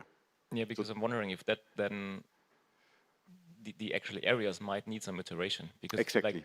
We in the room here have a bit of a maybe biased view on this, and maybe it's requires some time to speak maybe to other scientists and whatever project meetings to get a bit of a bigger community feedback. So I'm just wondering how we do this in a way that we are then not. I think the best ways, late. I mean, I will go home now and I will ask our orbit guys to do as much of the planning as they can already now. So you see when we cover what areas, and then we can distribute that to you and we can start a discussion on this, starting with you, and then I'm also happy to spread this a bit more with the general community. I think the only thing we should also try to manage a bit the expectations. So I'm a bit scared to do this too widely, because everyone has his preferred site and everyone is then disappointed if we don't cover it, but I think we can manage that. I think we just have to be a bit careful. But we will take the recommendation. Costas. When we ask for more data and more acquisition, it is possible, so it's not on the cryosphere, to have a listen-only acquisition over SOTR zones? Well, we had a listen-only mode during the commissioning phase. And actually at DLR, you know more about this than I know, probably. No, but we had it over the Europe and Northern to cover completely. Well, you generate exactly as much data as in the normal acquisition mode. So, and we are constrained then by duty cycle and by downlink. So we have to see. There might be orbits where we can just fill in. That is fine, but there's orbits where we cannot accommodate anything. It can be something like a background thing running on because of several reasons, because of verify, because. But keep in mind, it generates as much data as the nominal mode. So at the end, you have to compromise. Either we do, for example, cryosphere, or we do listen only over SOTR. So this is.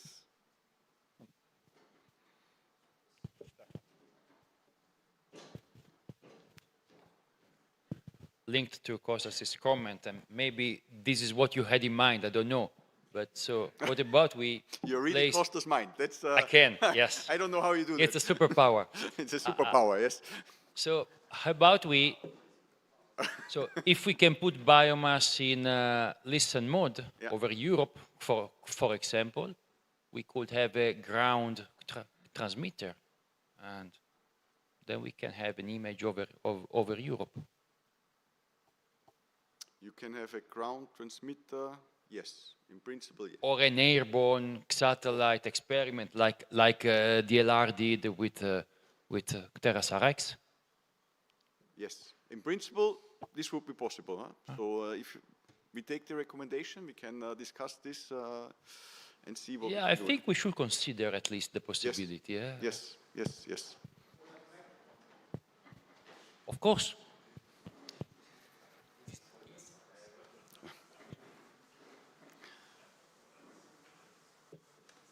Okay, next slide.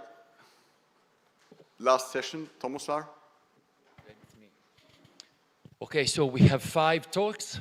We have, can you put the slide with the with the text? Can we put the next slide? Can you put the slide with the text? Okay, thank you. So we had five talks. We had technical questions, so I do not really have recommendations, but basically we had this idea by UPC to leverage the spatial variability of height to, say, synthesize new wave numbers, and so that they can tell like a TOMO-like product with a single baseline data. We had Fabrizio presenting a study on wind-induced temporal decorrelation. If I got it well, the take-home message is that this is relevant for correlation tomography. We had the paper by Colin, who basically applied a clever Taylor expansion for an efficient parameterization of the forest structure function. I think the most interesting point was that he proved that in this way we are much more flexible in the choice of the stratum function. So we are not doomed to make a prior choice. Then we have the paper by Umesh, who presented results from TomoSense and preliminary results from Biomass. Also, based on my comment, you understood that I think that the robustness versus topography, that was an experiment done in extreme topographic conditions, was was very nice to see. And finally, we couldn't miss a deep learning paper, which shows that we can live with few baselines.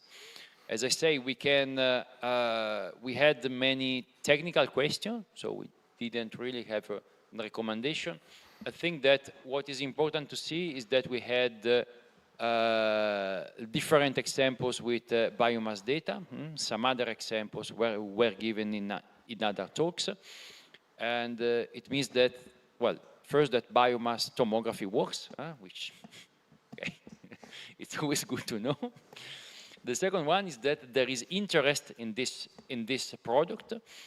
We had a recommendation already to extend the tomo phase. Now, I can't tell today if this is the case, but of course it is a positive sign.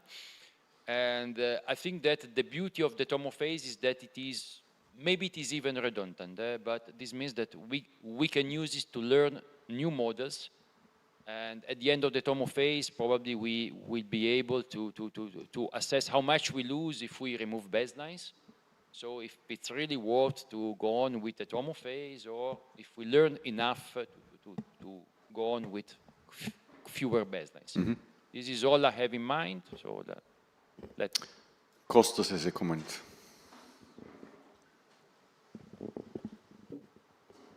Thank you. This session is about SAR tomography, and I think we should ask ourselves the question if our tomographic processing algorithms are adequate. So I don't think that Capone or Fourier are the solutions for the remote sensing data what we see today. It's like trying to eat the soup with a fork. It doesn't work. So that's a question. Can we, as a community, I don't know, there are many approaches around, ideas flowing, try to understand what is the ideal way to perform tomographic processing over volume scatterers, over ice, over forest, or whatever. I think this is missing, and this is time now with biomass to start to think and to address it. And we need something in this direction. Otherwise, we will, always show all these tomograms would look the same in all the frequencies, in all polarization. It's from less ugly to more ugly.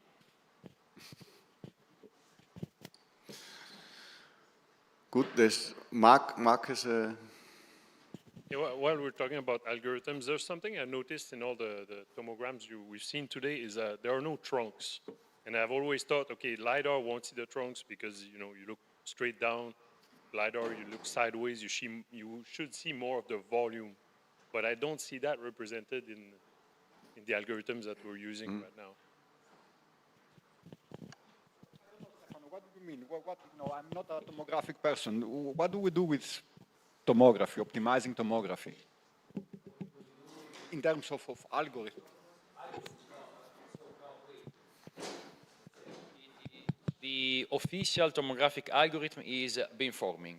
And this choice was done because it is radiometrically accurate, and because tomography was primarily intended, so let's say the best use that we found over the past years for tomography was to apply it in tropical forest. So at the tropics, we have the best resolution because the orbits are more separated. The forest is tall, so for tropical forest, if we have a resolution around 25-ish meters, we are actually able to isolate the main canopy layer, and we know that this is much correlated to forest biome. So it's a super simple approach. It's even a simplistic approach, but we know it is robust and it is useful. So this is where we are. Of course, there is a lot of room to play. So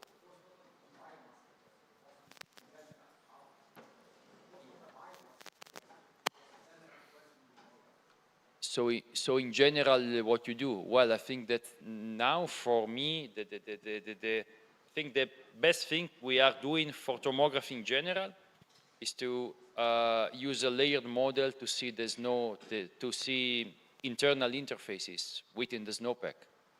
But this is another frequency, another system. So can we import this in biomass? But maybe it has some use. If I understood the question, which I'm not sure. You don't see them. Yeah, physics tells you they're on the ground.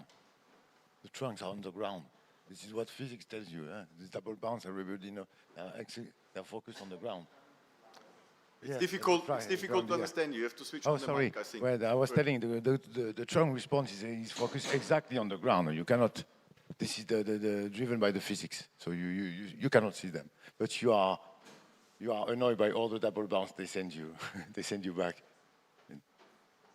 I think this. Okay. But concerning the need for models, we all know that with such bad coarse resolution, applying classical techniques is very limited, and we are all moving naturally. Look at the presentation by Alberto, the one by Colin.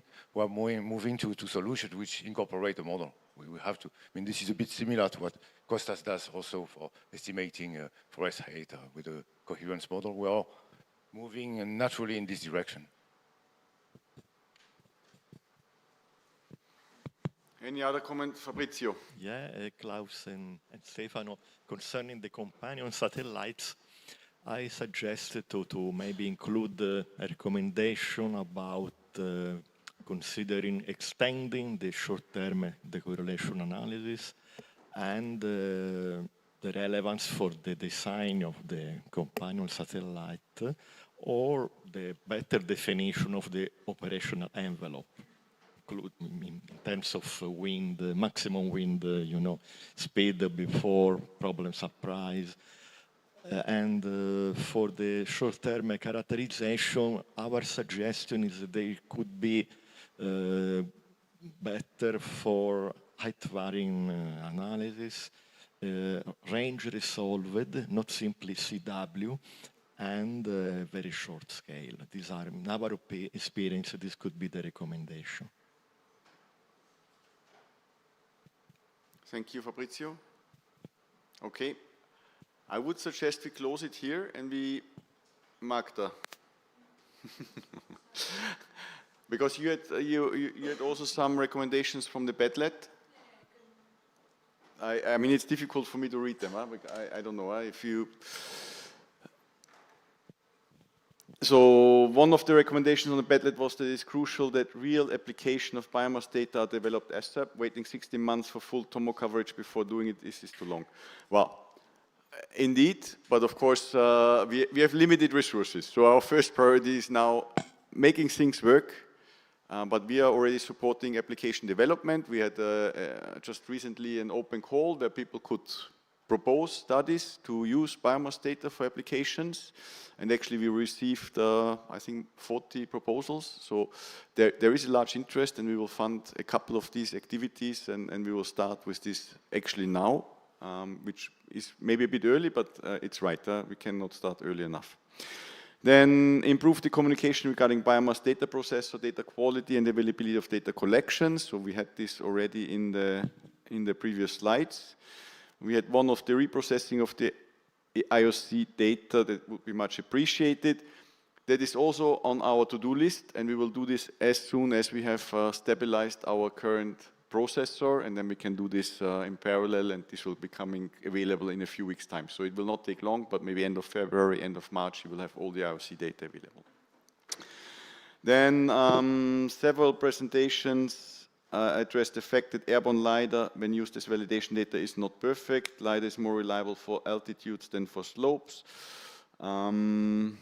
So the conclusion here is, given the frequent use of LiDAR in studies on biomass performance, an overview and discussion of the subject would be useful for all.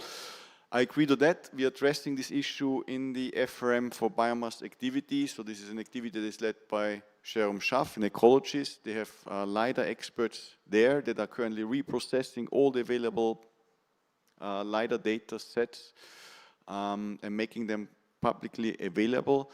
And there will also be guidance how to use this data and how to use this for validation and what to expect in terms of errors and so forth. But of course, I mean, we have to interact with the people who collect this data, and I hope this will happen on the map, for example. Then, what about the fourth baseline for INSA phase of biomass?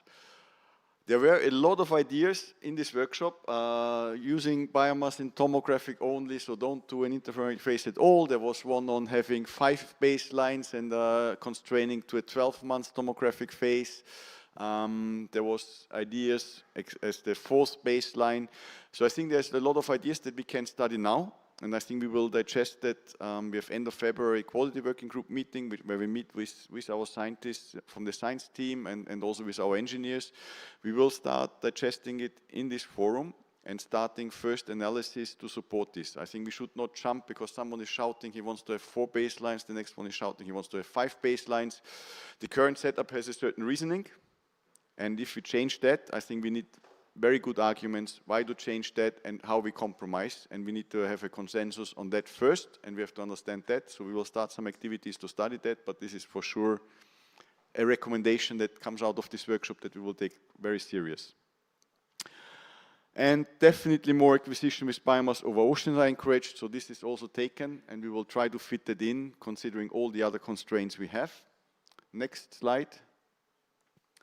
For desert areas, acquisition in different seasons, I think that is also was discussed already, so this is also something we will take on board.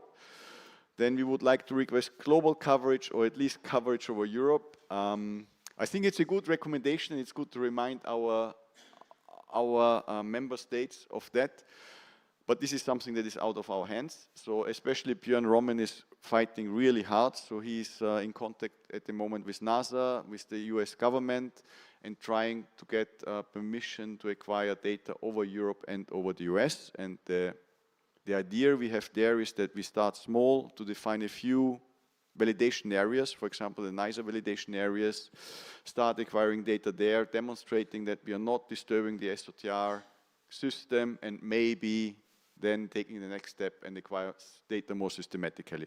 But I can tell you it's a super painful exercise. We are not negotiating with scientists or with NASA people, we are negotiating with the Department of Defense of the United States, and especially under the current situation, this is not the easiest thing to do. In the next conference, instead of separating Polinsar and biomass sessions and splitting them a bit up, fully integrate the sessions and avoid parallel sessions. And I think we have already seen at this conference there is a very mixed topic, so and biomass giving you the first results. So biomass is basically in all the sessions. So I think we will take that on board and streamline a bit the program. Consider more time for discussion. At the end of each session or at the end of each theme, that we can also try to fit into the program. And questions during the sessions collected via Padlet or similar tools. And we did this already now, but we started a bit late. I think we can maybe next time already do this at the beginning. I wanted to mention that the Padlet will be still open. So if you have any suggestions, any ideas that will come to you later, you can always put it there, and we will collect everything in a couple of days, maybe a week or 2 weeks. So, Kostas? I think the old format with questions after the session was more triggering and focusing the discussion. Of course, it is always tiring to have this, and much more it requires the preparation of the questions in front of the workshop. But it was something which was very successful. It was giving a first direction, breaking the ice, starting the dialogue, and then you have this. So this is something which costs something but gives something. Yes. The second thing is that everything changes with biomass. So we have also to rethink if we don't integrate also in some way the people from which we make products. So what I miss here, still we are a SAR community, but maybe it is good slowly to integrate also users or application people. This can be in form of a forum discussion, can be in form of every evening a late presentation. I know it takes longer, but it can be for each of the sessions. We have cryosphere, hydrosphere, agriculture, and just start with dialogue, because we are looking, say, make new products, but what products, what is needed? Just to understand this. And I think this emphasizes much more the character of a workshop, rather to be another conference. Costs time, but I think is something what we need in the early phases of biomass. Yeah. I agree. I think, of course, time is always the constraint, so we will have to phase down a bit the talks and have more discussion time. The other thing, of course, Polinsar, I think, is not very attractive for application people. A hydrologist bringing to a Polinsar conference, you really have to know him and to convince him to come. And we see it with Jérôme. Jérôme is an ecologist. He comes every Polinsar now, and he really contributes. But I think we have to approach the community and bring the right people in. But he must not stay here the whole week. It's of enough course. if he gives a presentation, and then we have an open discussion. And you can also organize the questions for this session in front. So you have a preparation during the day, and then you are coming with this. So he not, you know. Yes.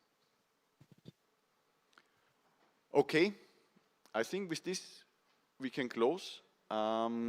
Thank you for those who stayed until the very end. Thank you for super interesting talks, very exciting new results. I think it was exciting. For the future, so 2 announcements. So first of all, we would like, of course, to have another Polinsar conference in 2 years. For the biomass, we plan to have a dedicated conference in between. So we have every year a biomass science and validation workshop, which is maybe a bit shorter and maybe focusing a bit more on technical issues and discussion on the product improvement and evolution. And then every 2 years, the format where we combine it again with the Polinsar community and where we meet all together and discuss the big questions. So that is one. The second one, we discussed yesterday a bit where to hold the next workshop. There were some ideas to go to Munich next time, to DLR. And we are discussing this now with Irena a bit, and we will see how to fit it in and where to have it next time. But we are, of course, also open to any suggestion from your side, also for the biomass Carval workshop, where to hold it. So let's see where we meet in 2 years and where we meet next year. And with this, I wish you a safe trip home, and if you stay until the evening, a nice afternoon in Ljubljana. Thank you.